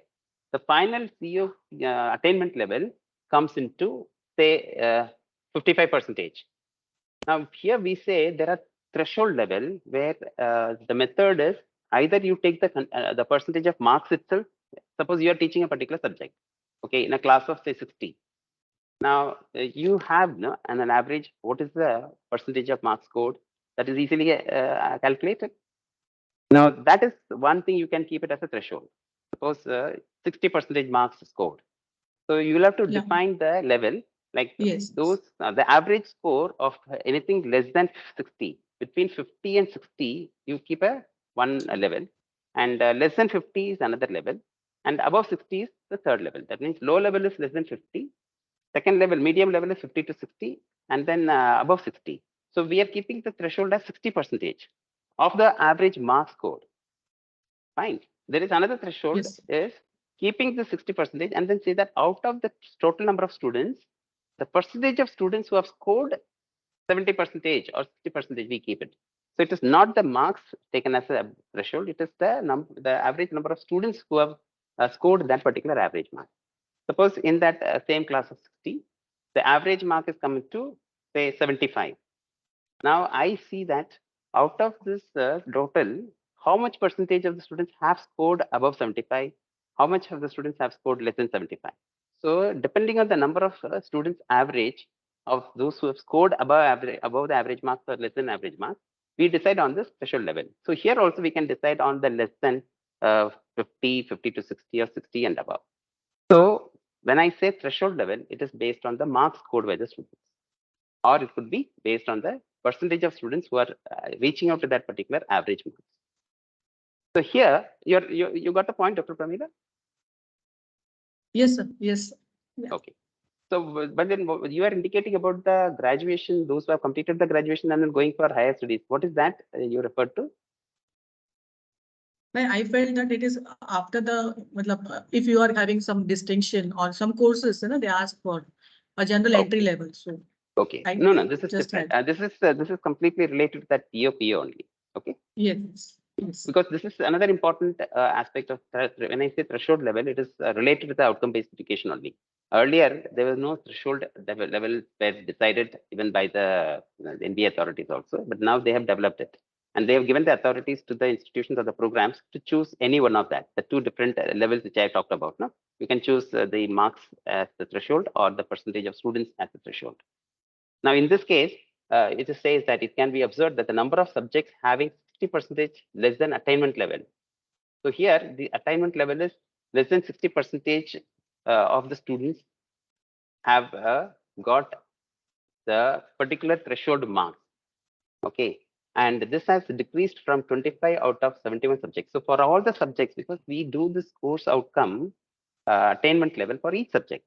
So when we carry out for all the subjects, it is found that around 25 out of the 71 subjects for the batch of 2019-20, it has decreased from 25 out of 71 subjects to 9 out of 74 subjects. For the batch of 21-23, it was number of subjects were more comparing to the batch of 2019-21. But then the number of subjects where the attainment level less than 60 has come down. Okay, so this is a decrease from 35% to 12%. It's a good sign because I'm talking about less than 60%. The number of subjects with CO attainment greater than or equal to 60%, this is positive, has increased from 46 out of 71 subjects for the batch of 1921 to 65 out of 74. That means there is an increase of around 65% to 88%. Approximately 23% increase has been shown. Its increase has been observed. So what does this indicate? There are students who are percentage of marks is on the higher side. Okay, so that is exactly this indicates. So which talks about the continuation or continual improvement in their achievement, in the achievement of the students. So which clearly dictates that whether the concerned faculty members have adopted the outcome-based education based on that outcome-based education, that outcome-based teaching learning methodology, where they must have followed some innovative pedagogies, innovative methodologies, and deliverables, that delivery methods to make the students more enjoying the interaction. not that just sitting and then listening one way. So we always insist that there should be always a mix of 20% only the lecturing, and 80% should be a mix of other activities. It could be based on simulation, it could be based on project-based learning, it could be based on other activities. I mean to say that it should not be restricted to the classroom only. It can be outside the classroom also. It could be based on role play. The different pedagogies are identified, and based on because of which the students' interest level is built up, and they are able to perform much better than what they have been, assessed to be performing earlier when comparing to the previous batch or previous to previous batch. So this is one sample which I was indicating, which focuses on how the outcome-based education is impacting on the outcome-based teaching and learning, outcome-based curriculum, and outcome-based the assessment. Because it's all together is one basket where we focus on the holistic development of the students. And this outcome-based education gives that particular aspect, which is verified, checked by the accrediting authorities. So when the accreditation team comes, they normally focus specifically NB I'm talking about. NAC, they don't normally go deep dive into these aspects. They have, because it's from the institutional point of view, the criteria are all slightly different. There are only 7 criteria, and then course outcomes and program outcomes are specific to NBA. So they go into the depth of it to understand how the PEOs are established, how the PEOs are established, how the CEOs are established, and the connect between the PEOs and POs, the connect between the POs and COs, and how the PO attainment is happening, and over the years, whether it is showing increase or decrease, and similarly, how the CO attainment is worked out, and whether the CO attainment is showing increase or decrease. So it has to show increase if I really go on for the improvement, continuous improvement in achieving the threshold. Okay, so that's about from my side. In case of any questions still you have, you can put up. Yes, good afternoon, everyone. Thank you so much, sir, for a wonderful and informative session. We are open now for taking up the questions. We have posted the feedback link in the chat as well as it's being mailed to your registered ID. If anyone has any questions for the sir, they can raise their hand, unmute themselves and ask the question. We'll call out their names or put in the chat. Madam, how much time? Yeah. How much time is there for the question answer? So we can have 5-10 minutes. 10 minutes. Yeah. So in case any members do have any other clarification, may not be pertaining to this, pertaining to the session which TP delivered could be better, but if it is little away also, it's okay. You can get it clarified, but it should not exceed more than 10 minutes. As Natika Madam said, no, there is a restriction of time. Sir. Yes, sir. By 2:45, we should be able to take a break so that they can take a small break and get connected at 3 p.m. Yes, sir. We have 9 minutes roughly. 9 minutes. Yes, any questions for sir?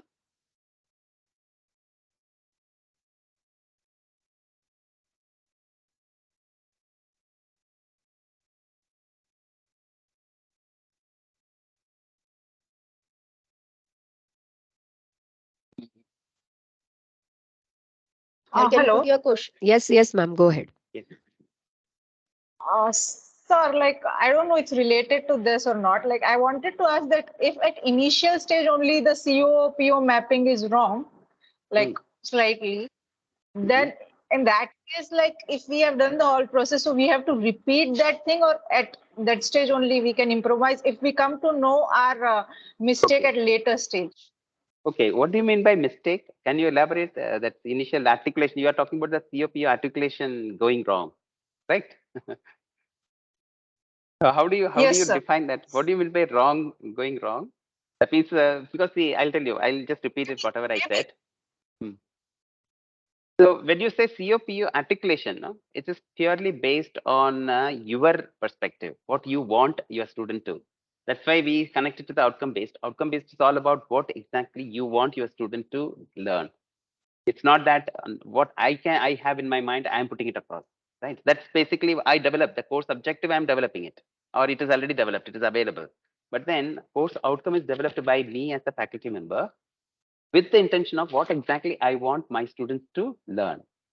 So it's basically, that's why I said, no, there are two ways of doing it.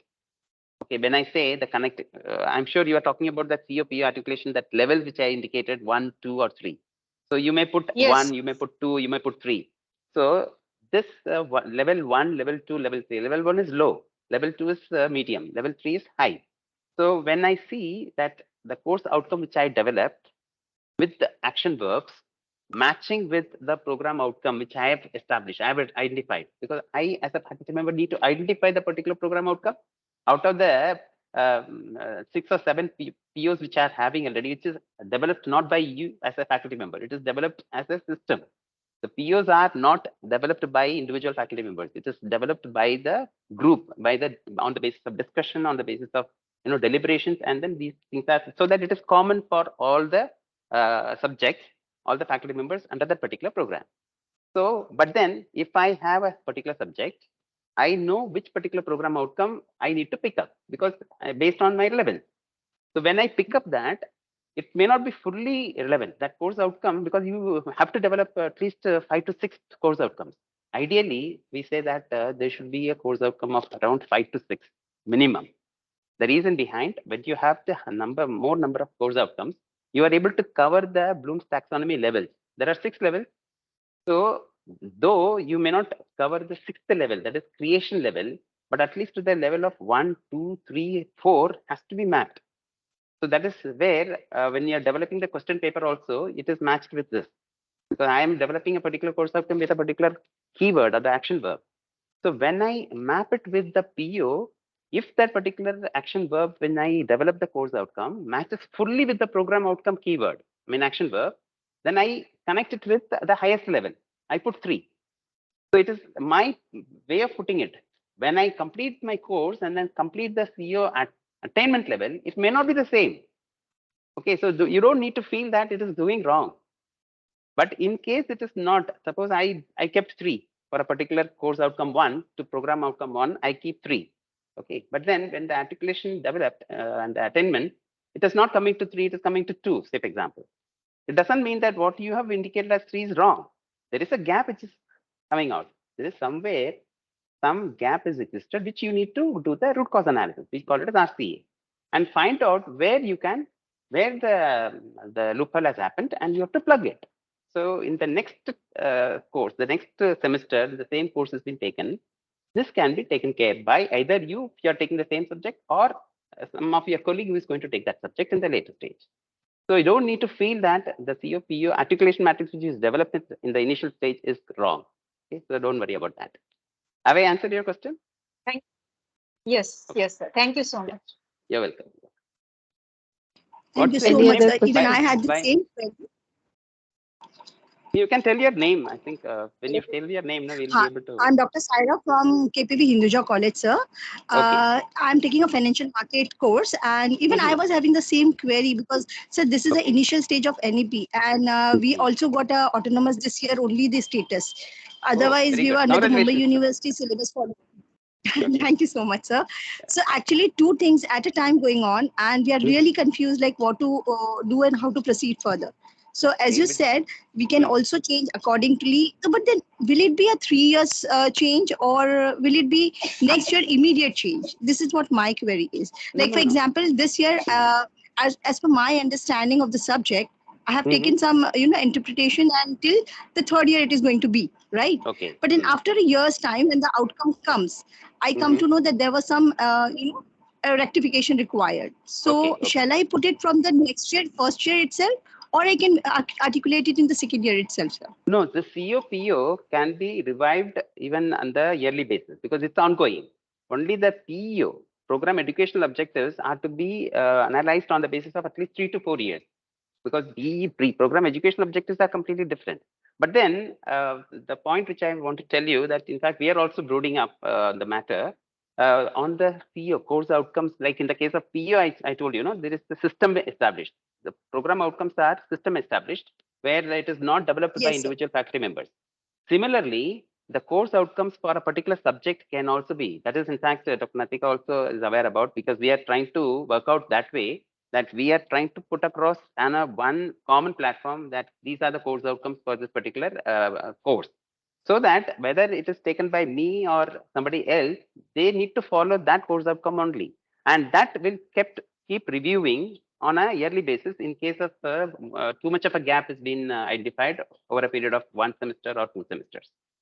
Okay, so there are ways and means. In fact, we had actually planning to go for that, to establish a common platform, because it is currently subjective in nature, because it is established by individual faculty members on their own, irrespective of their understanding of. I mean, people are there, higher level, all the faculty members they have their understanding, but then when they develop the course outcome, so they should keep in mind the action verbs, the keywords which are linked with the program outcome, and then accordingly the BTL level is to be established, and then the assessments to be done, because when you complete the entire course with the assessments, you will be able to identify whether there is any gap existing or not. Okay, have I answered your question, Dr. Thank you Taira? so much, sir. Yes, Yeah. thank you so much, sir. You're welcome. Okay, just 1 minute more left out. Any other questions, Fasa? Anyone would like to ask any questions? Any queries if they have? So no questions in the chat, or okay, no problem. yeah, no one has raised their hands. I guess there are no questions. Okay, so we can wind up now. It's exactly 2:45. Yes. Thank you, ma'am. Thank you so much Yeah, for giving sir. you this opportunity. Yeah. So we should thank you, sir. It was really a wonderful, informative, and enriching session. We have got a lot of insights, sir. So the session was really engaging as well, wherein you even gave a quiz to the participants, wherein they can explore the platform. This could be one of the ICT tool which you all can use it for the project what we have given, what sir has experimented with all of us today on Mentimeter. So you can even explore that. Thank Anybody you so much, sir. got the answer? Nothing, madam. Just check. Anybody got the second question? After You the have cloud. indicated that it was asking next slide to be presented. One of the participant, Dr. Pramila, has indicated asking next slide to be presented, but Dr. Shripad mentioned done. Done. Okay. It's only one question, just a sample question. Okay. Only one question. Okay. Yes, yes. Yeah. Because it's Thank asking now, you so so we much. aim for it. Thank you. Thank you so much for accepting our invitation. Thank you, ma'am. Thank you. Thank you, sir. Thank you my so pleasure. much. It's my pleasure. So it's our privilege to hear from you. And as you indicated at the beginning, it was like given to you, sir. So you have really done justice with the topic, sir. Thank you so much, sir. Sure. Thank you so much. And in fact, it's always a pleasure interacting with our fraternity, because we don't have any encumbrances or inhibitions in our mind. Yes. And I take this opportunity to wish all the faculty members, and then thanks for the level of directors who are participating. Thanks to reach the rooms close to me, and thanks to other director. I think director from Thakur also is there. If madam is there, thank you so much, and others also. I may not have missed out the name, sorry. But then most important is that sharing and caring is very, very important, and keep this trend going on. And whenever you have better knowledge, you please share it with others, and develop yourself so that you can develop others. That's my simple submission. If you permit, sir, and Atika, I would like to add something, a few lines. Yes, sir, sure, sir. I appreciate the kind of meticulous planning of this whole FDP and the execution, and the kind of homework done by your team is really appreciable to a higher order. We talk of, so we have seen many FDPs and all that, but I know how St. Francis and the whole team, Natika, Smita, Ramesh sir, giving your best.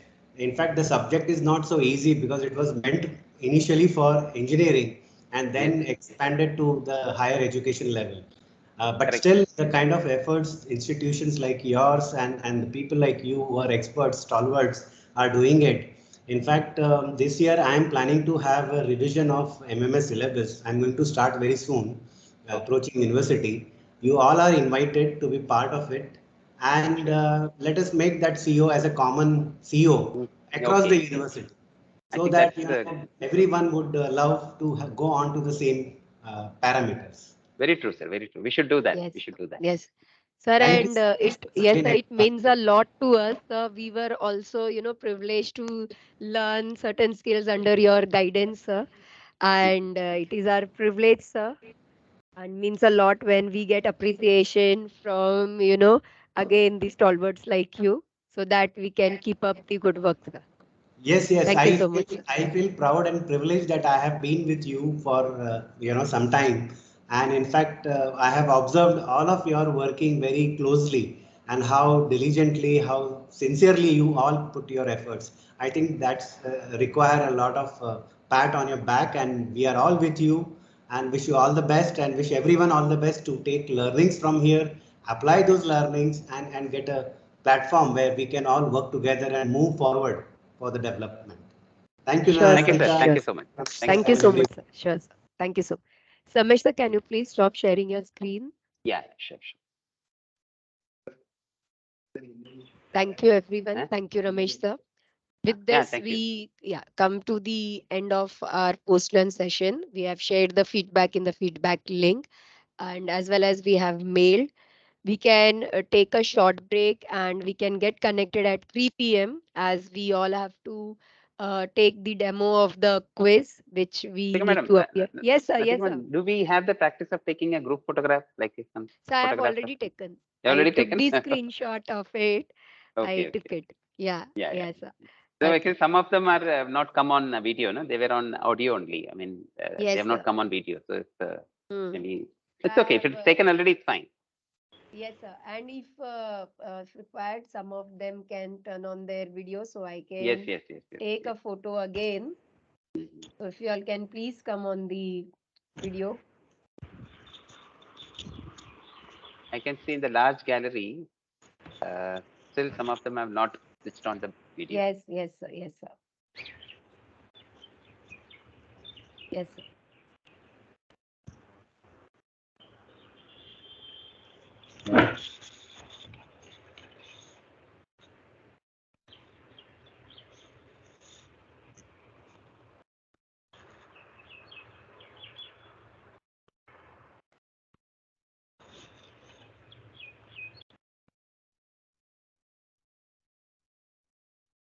Sir, done. Thank you. I have to, yeah. Thank you so much, sir. Thank you. So shall I leave? Yes, Ritika madam? sir. Sure, sir. Yeah, sure, sir. And thank you, sir, once again. Thank you so much. Yeah. Thank you, sir. Thank you. Thank you all. Yeah. Bye. Take I care. would just like to address one query which is addressed, I guess, in the chat, which is asked by Dr. Vinita. She has posted to update the folder. Ma'am, just to inform you, the folder is already updated with the all resource material which is shared by the resource person till date, and even the recordings are available there. 3 resource person you have mentioned two. Just to add one more, Dr. Bakshi, Dr. Vimal, and Dr. Smita's resource materials are not available as we indicated based on their sharing and permission we share. So those 3 are not available. Otherwise, if you see this folder is updated, and till date, whatever PPTs we have received is uploaded here along with the recordings. So I will just tell you all how to go to this folder quickly in a minute. If you can see my screen, everyone, you can see the screen. We are all in this window now. Below that, there will be a browser. It will take you to this screen. If I click on Teams, I have multiple channels. But in your case, it will be only FDP, program on outcome-based education. Click on it. You will see post files and notes. Click on files. Yes, ma'am. Click on files and you will see the folder. Yeah. Screen is not clearly seen. Can others see the screen? Hello. Yes, ma'am. Yes, ma'am. So, ma'am, Yes, please check your internet and other things. You can see I am at a files wherein all the PPTs and recordings are uploaded till date. Recordings are, real time. It gets saved automatically. And these are the PPTs till date which we have uploaded. And as I indicated before also, nevertheless, we are sharing religiously, day wise, at the end of the day, the recordings and resource materials on a daily basis. Right? Yes, Sanjana ma'am, you have any query? Yes, ma'am. Sanjana ma'am, you have raised your hand.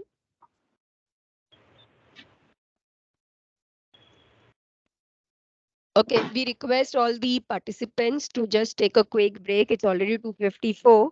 So just 10 minutes break. 3, 5, we all can get connected. Wherein again the instructions of the quiz we will be discussing shortly. Also the demo link of the quiz we have sent on your mail. That is inactive now. It will only get active at 3:45. So we will discuss on that as well. Yes, Swati ma'am. Swati ma'am. Kartika ma'am, it would link would open from 3:45. Before you Yes, said it's ma'am. from 3. So it would, Ma'am, be 3 active from o'clock we will be 3:45. discussing. Ma'am, 3 o'clock we all will come to this platform. Again, I will repeat, give you all again the instructions. And if anyone has any difficulty and all, my IT team is there to address. And then 3:45, we all will get disconnected at around 3:40 because if you are in this platform, you cannot give the test. So 3:40, we all will get disconnected. 3:45, you all can log in to give the test. It is just for 5 minutes, right? And then by 4 o'clock, we all can get connected again. If any issues, we will address. Otherwise, in another 5-10 minutes, we'll wind up the session.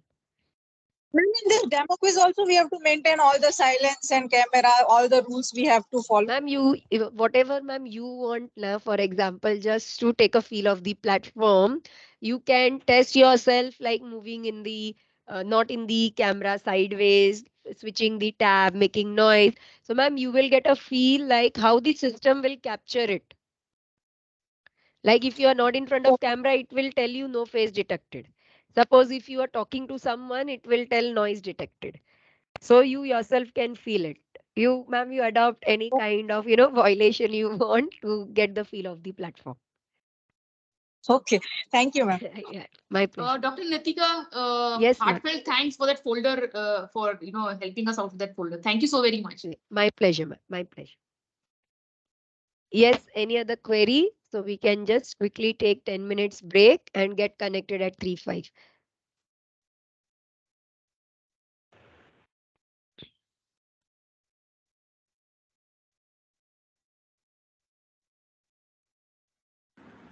This demo link is active till tomorrow 10 a.m. Like suppose if people are not able to take today, they can take it tomorrow again.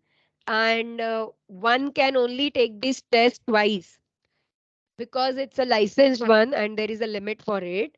So suppose if you are giving it now at 3:45, you gave the test. Now again you felt no, once again I would like to give. So you can give it again tomorrow morning if you still are not comfortable, satisfied with the test. I will repeat all these instruction I kept for 3 o'clock to give you all. That time we can discuss. Okay, Anu ma'am, that time we will discuss. Dr. V. Anu, we will discuss these things at 3 p.m. session. Thank you, ma'am. Yeah, my pleasure, ma'am.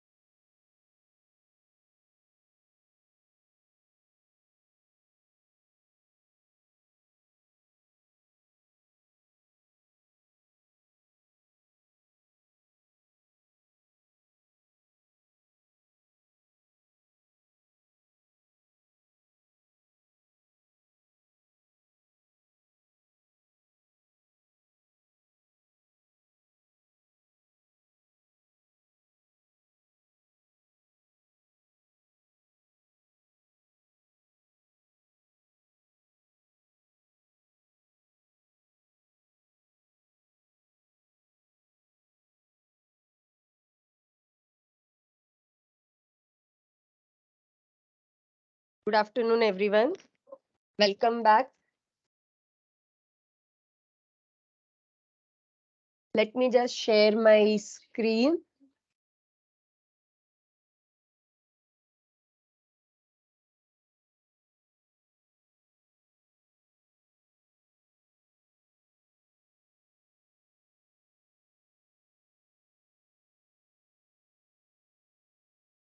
Okay. Good afternoon, everyone. If you can see my screen, is my screen visible?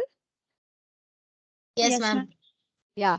This is the mail which we have sent today to you all, which says revised dates and flexible dates to appear. Only change in this mail is about these dates which I am highlighting. Like the test would be enabled on 13th May from 8 a.m. till 14th May till 12 o'clock and 20th May and 21st May. This is the one small line which gets added. Otherwise, the entire mail remains same what we have given to you all. One more thing, since I don't want to create the confusion of sending the mail again, as one of the participant in the morning has asked us to, get it clarified from GAD TLC, which I also said we will clarify. 40 questions and 40 minutes, but they were kind enough to make it 45 minutes. So you will get 5 Thank you, minutes ma'am. extra.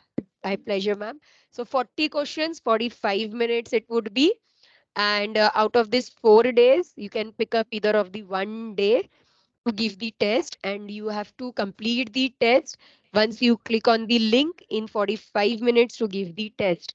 And if you can see in the Google form we have a submit button at the down, similarly it would be, which is actually a purple color button, and on the top the link would be click here after submitting. That would be a purple color button, so you need to click on that. And further, if you see what are the requirements which we have mentioned about the noise, about the requirement of sitting erect in front of the camera, and how the pop-up noise you will be getting. Also, if you take that demo link which we have given you, I'm talking about the Auto Proctor blog link. If you practice that, you will also get the trust score report by yourself. You can see like what violations you have made and how the system captures. These are certain things which we have indicated to avoid the pop-up message. This is the system point of view configuration, everyone, about which is required to take the test, and this is the blog link which is given by the software to practice. Let me go to the another mail. We have sent you this link. You can see my screen, demo quiz mail. Hello. Yes, Yes, ma'am. ma'am. Yeah, Yes, so Yes, this ma'am. is the mail which we have sent you all at around 1:46 p.m. at your registered email ID. Hope everyone has received it. And we have Hello. yes, yes, sir. Yes, sir. No, sorry, it's by mistake. Let me check. No. Okay. Okay. So this is the link which we say, if you can see auto proctor test, start test, this thing. So this is the demo quiz. Please see the subject, everyone. Demo quiz is the subject name. And in this, there is a link. The link will get activated at 3:45 p.m. and remain active till 10 a.m. tomorrow morning. And the one participant can take the test only twice. What I mean twice is only for the demo. What does twice means is, if you have taken the test now, right, you were somehow able to manage it, but again you wanted to take a feel of the platform, you have two choice. You can go to that blog auto proctor along with the instructions which we have given, or you can click on this link and give the test, but this link is active till tomorrow 10 a.m. only. So you can again go to it and again give the test, right? So this, like, if I can hear the bird chirping noise now, which we all can hear, all these things also will get captured when you take the demo test. I hope everyone has taken that blog demo test, Yes. right? Everyone? Yeah. So, see, system configuration, it's not, hi-fi requirement which we have given.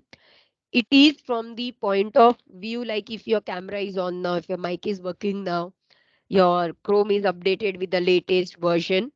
And best is take that blocker test once. So you will get confidence that yes, my system is proper to give the test and I will be able to give the test also. And demo further will, increase or give you the confidence about giving the main test. Ma'am, I had a question. Yes, ma'am. That we should not have a virtual background, right? When we are giving the test. Virtual background means, ma'am, we all have to log out from this meeting. You cannot be in any of the meeting to give this test. It will not allow you. So we all will be logging out from this meeting. Means I'll be connected here. We all will be logging out at 3:40. Your all the tabs should be closed except that mail link wherein you have the link to appear for the demo quiz. Click on it, right? And it will ask you got it karke aise, click on it, and then it will give you three windows, desktop, entire screen. Click on entire screen, click on the box of that screen. The share tab will get enabled. Click on that share, then your Google form gets open to appear for the test.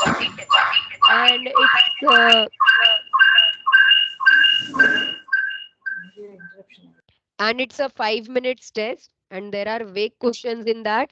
It is not related to any of the FDP's topic. Let me just give this disclaimer. And it is just to make the feel of the platform, everyone.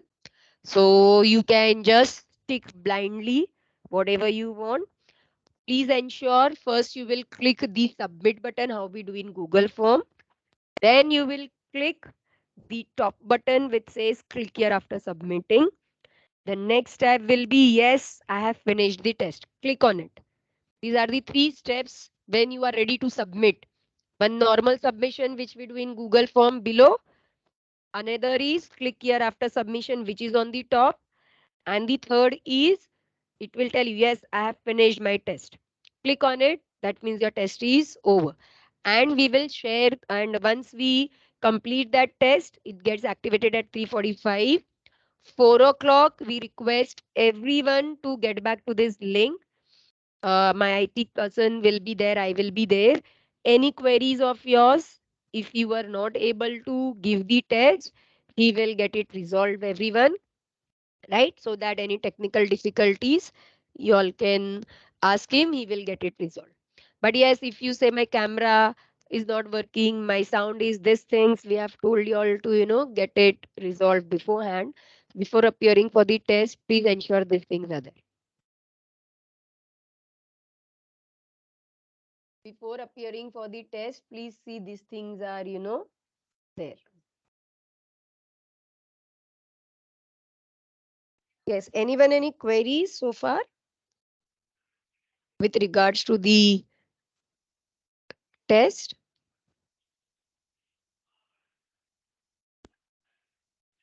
We are not changing the mail which says 40 minutes, 40 MCQs to avoid confusion and bombarding it with you so many messages. Okay. We are just saying 40 questions, 45 minutes. See, the timer will be there 45 minutes. So that will give you indication it is 45 minutes test. So again, we don't want to, send and confuse you all with the mails. I request everyone to please check the revised mail because the revised mail has the new addition dates also, extra flexible dates are given. No any other change in that mail.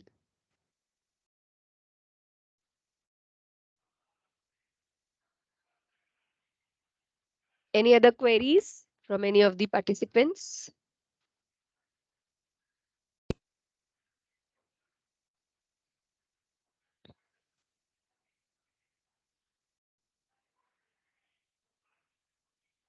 Okay, and tomorrow, since it is our last day validatory program at 3 p.m., we would be requesting some of the participants to volunteer themselves by raising their hand to give the feedback in just a minute or a two. Whoever would like to volunteer and give the feedback about the overall program, how it was, because that will help us to improve the forthcoming programs which we have planned. Voluntarily, one or two participants we would invite to give their feedback for a tomorrow validatory session. Right. So with this, I guess we can. I'll be there connected with my team. I guess y'all can leave the meeting and at 3:45 y'all can give the test. And immediately once you give the test, please connect again. You can inform us. We will also share the screen whose we have received the Excel. Also, with based on the permission of one or two participants, we will share the screen with regards to trust score. So you will get an idea what kind of the evidence we will be getting. Okay.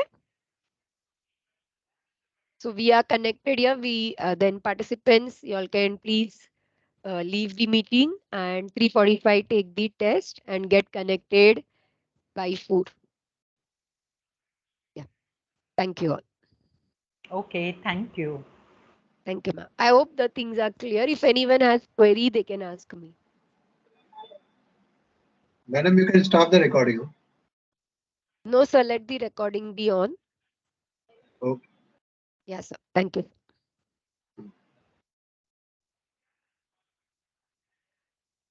Any queries, then we are there to address.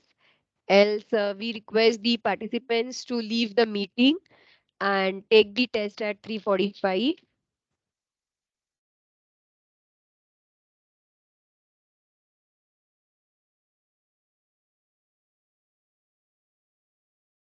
Ma'am, after completing test, we need to join back at 4, right? Ma'am, if you complete, for example, 3:45, it's 2 minutes, actually, not even that since the demo. You can immediately get, connected and you can let us know problem, difficulty, or you can just tell ma'am it went smoothly. That's it. Okay. Right? Yeah.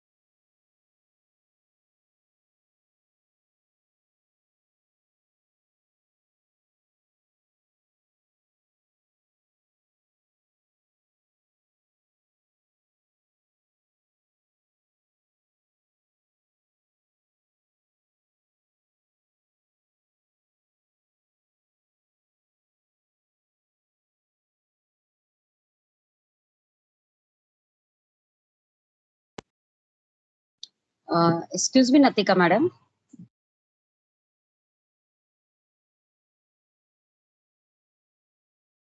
Yes, madam, what happened? Sir, I'm going to log in for the online demo link, but it is showing me the site is can't reachable. It can't be reachable. Check out with the Yes. internet. Just I'm logging into it. I'm just getting your exam will start at 3:45. Have you logged in through, sir, that special special email ID, Microsoft email ID? No. You have to log in with the Gmail ID, madam. You have to log in Yes, with the through Gmail. Gmail ID I am doing, sir, but it's not taking. I'm getting recurrently when I'm clicking on the link of the quiz, I'm getting the error as. Madam, sorry You to are getting. interrupt, but it's You are at 3:44. home Still or 1 minute to go. 1 minute yeah. to go. Okay, okay, Yeah, madam. then Fine. it will get active. Okay, fine, madam.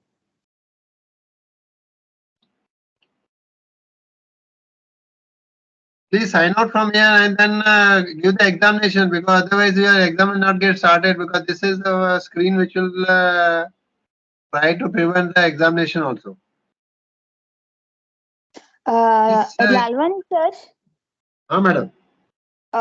actually the meeting Teams meeting is already it's active on my mobile, and I'm going to give the demo test through my laptop. Is it okay, right? So I can click the meeting on. Okay. Yeah. It's okay. No problem. Sure, madam. Yeah, okay. Thank Even you. I'm doing same, sir.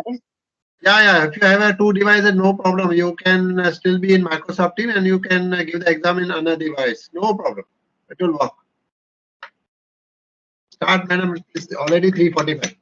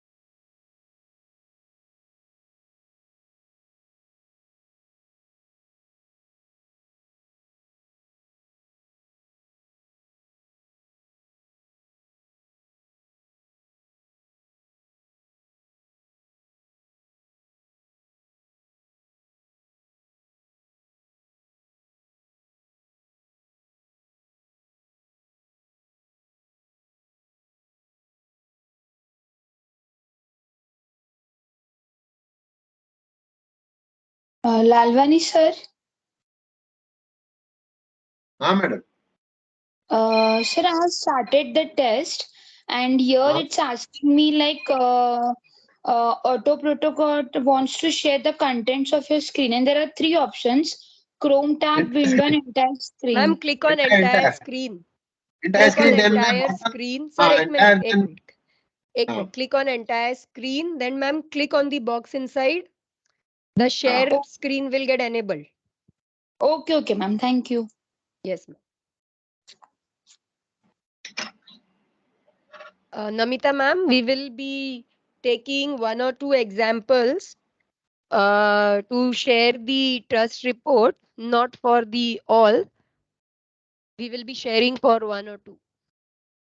Yes, Tamanna ma'am, you have to sign out all the Gmail account. Only that account you need to keep wherein you are getting the mail. I guess that is your Gmail account only, wherein you are getting the mail, and from that you have to give the test.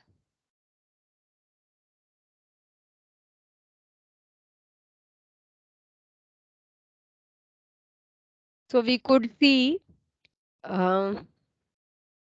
many of the participants have given the test.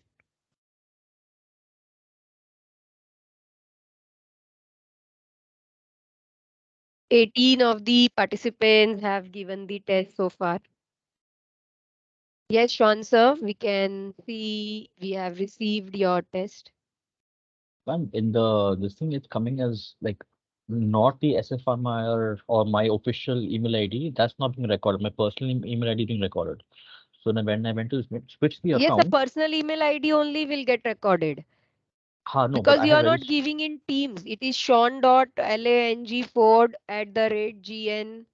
yes, yeah. So I wanted to give that email ID, but the one that's been recorded is my personal one. Ma'am, that so that's okay. Two email ID we have received. One is your Gmail and the other one is your institute ID. So both we have received, sir. Don't worry. Okay. No. So when I went to switch the account, it went to a new tab. So you will find that it has gone to another tab. Okay, sir. Okay.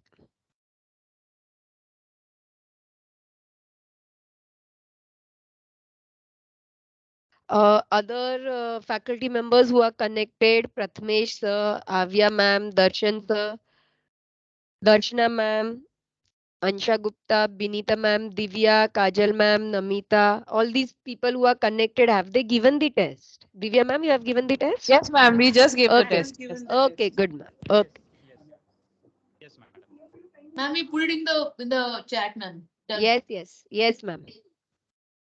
Ma'am, I have also submitted.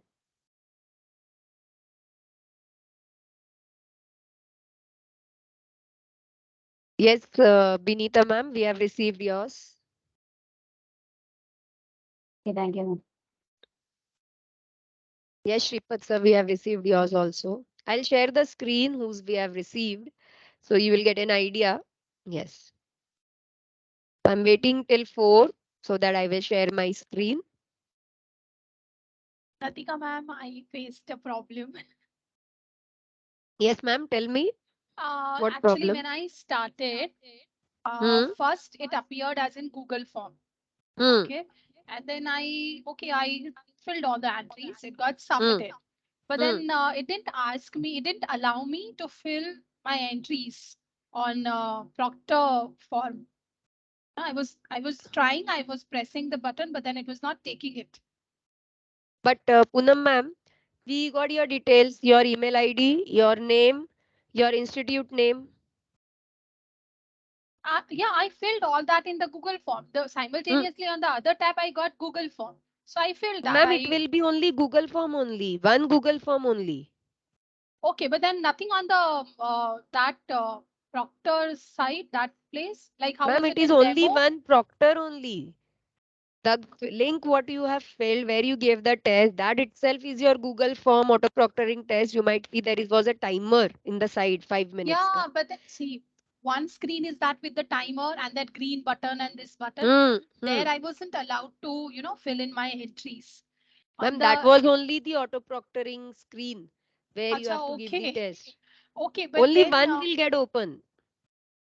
Okay, but I didn't press that green button and all. I actually couldn't do that. Ma'am, we have received your score. You got 2 out of Okay. 5. So you received responses also? Yes, ma'am. I'll share my screen. Okay. Yes. Okay. Natika, Ma'am, ma'am, I we have will a share query. your trust score also, so we'll get an idea. Okay. Ma'am, I had a query to ask. See, there were some incoming messages from since this was on. I had not logged out of the Microsoft. So as people were responding, I was getting the sound notification sound. Okay, but it didn't tell me there on the left hand corner up that sound detected, or Ma'am, there if was it is on vibration, then it may not be. But if it is like a noise, then it yes, would be. it It was was a vibrating, noise. I guess. No, it was a noise. Proper the bell like tong tong. It was actual It is noise. Karuna ma'am who is asking this query. Yes, I'm Karuna. Ma'am, we will share your trust score, so we will get to know whether noise is detected or not. Okay, fine. Yeah, thank you.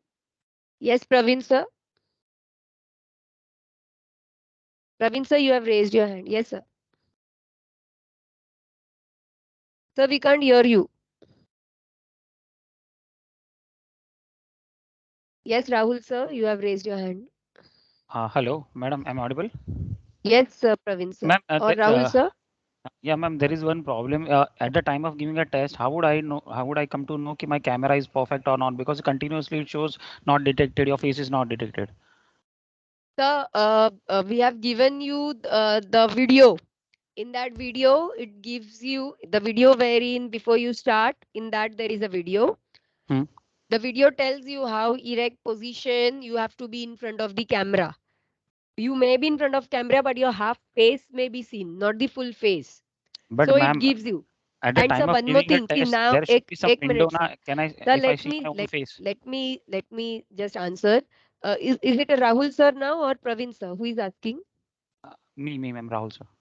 Sir, can you come on the camera now? Sir, even we have said the light, if it flashes, like for example, Praveen sir, if I see, I'm not able to see him at all. There is a full light on his face.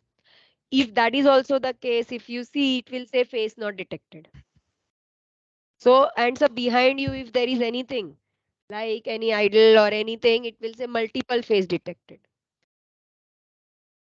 So we will show that evidence also now, Rahul sir. So we'll get to know whether your face My was query is properly in different. camera. My query is that at the time of giving a test, is it any kind of option is available? If I can see my own posture, my face is cutting or my hair is not seeing, like that kind of any facility is available, because I'm not Sir, able to you see my need own face. to no, you have to go through the video wherein the position how to sit in front of the camera and all it is given in video. Based on that, sir, you need to make yourself adjusted in front of the camera.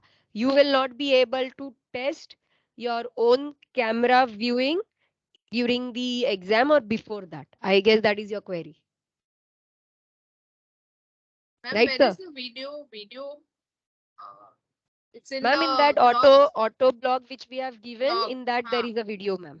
Okay, because even in that, when I gave the test, no, my face was half cut. So it kept saying that face not detected, not detected, not detected. So So, I ma'am, thought I was same sitting like erect. go through the video, you will get Yeah. to know how to sit. And ma'am, as I said, don't worry. Like when we get the evidence, we will see all these things. So if you are like confident, no, I am proper, it is the half face getting cut, so you need not worry about it. We will get all those evidence, ma'am.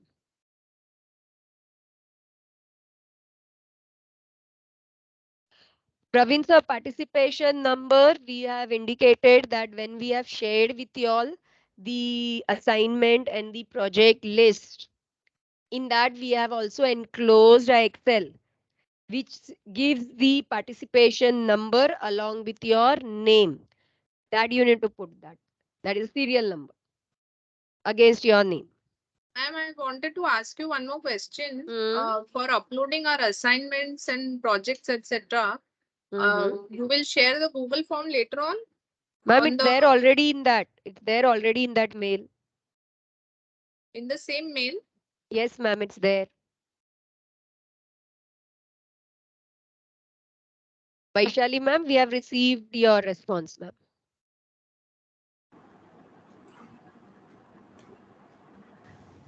Dr. Natika, have you received mine?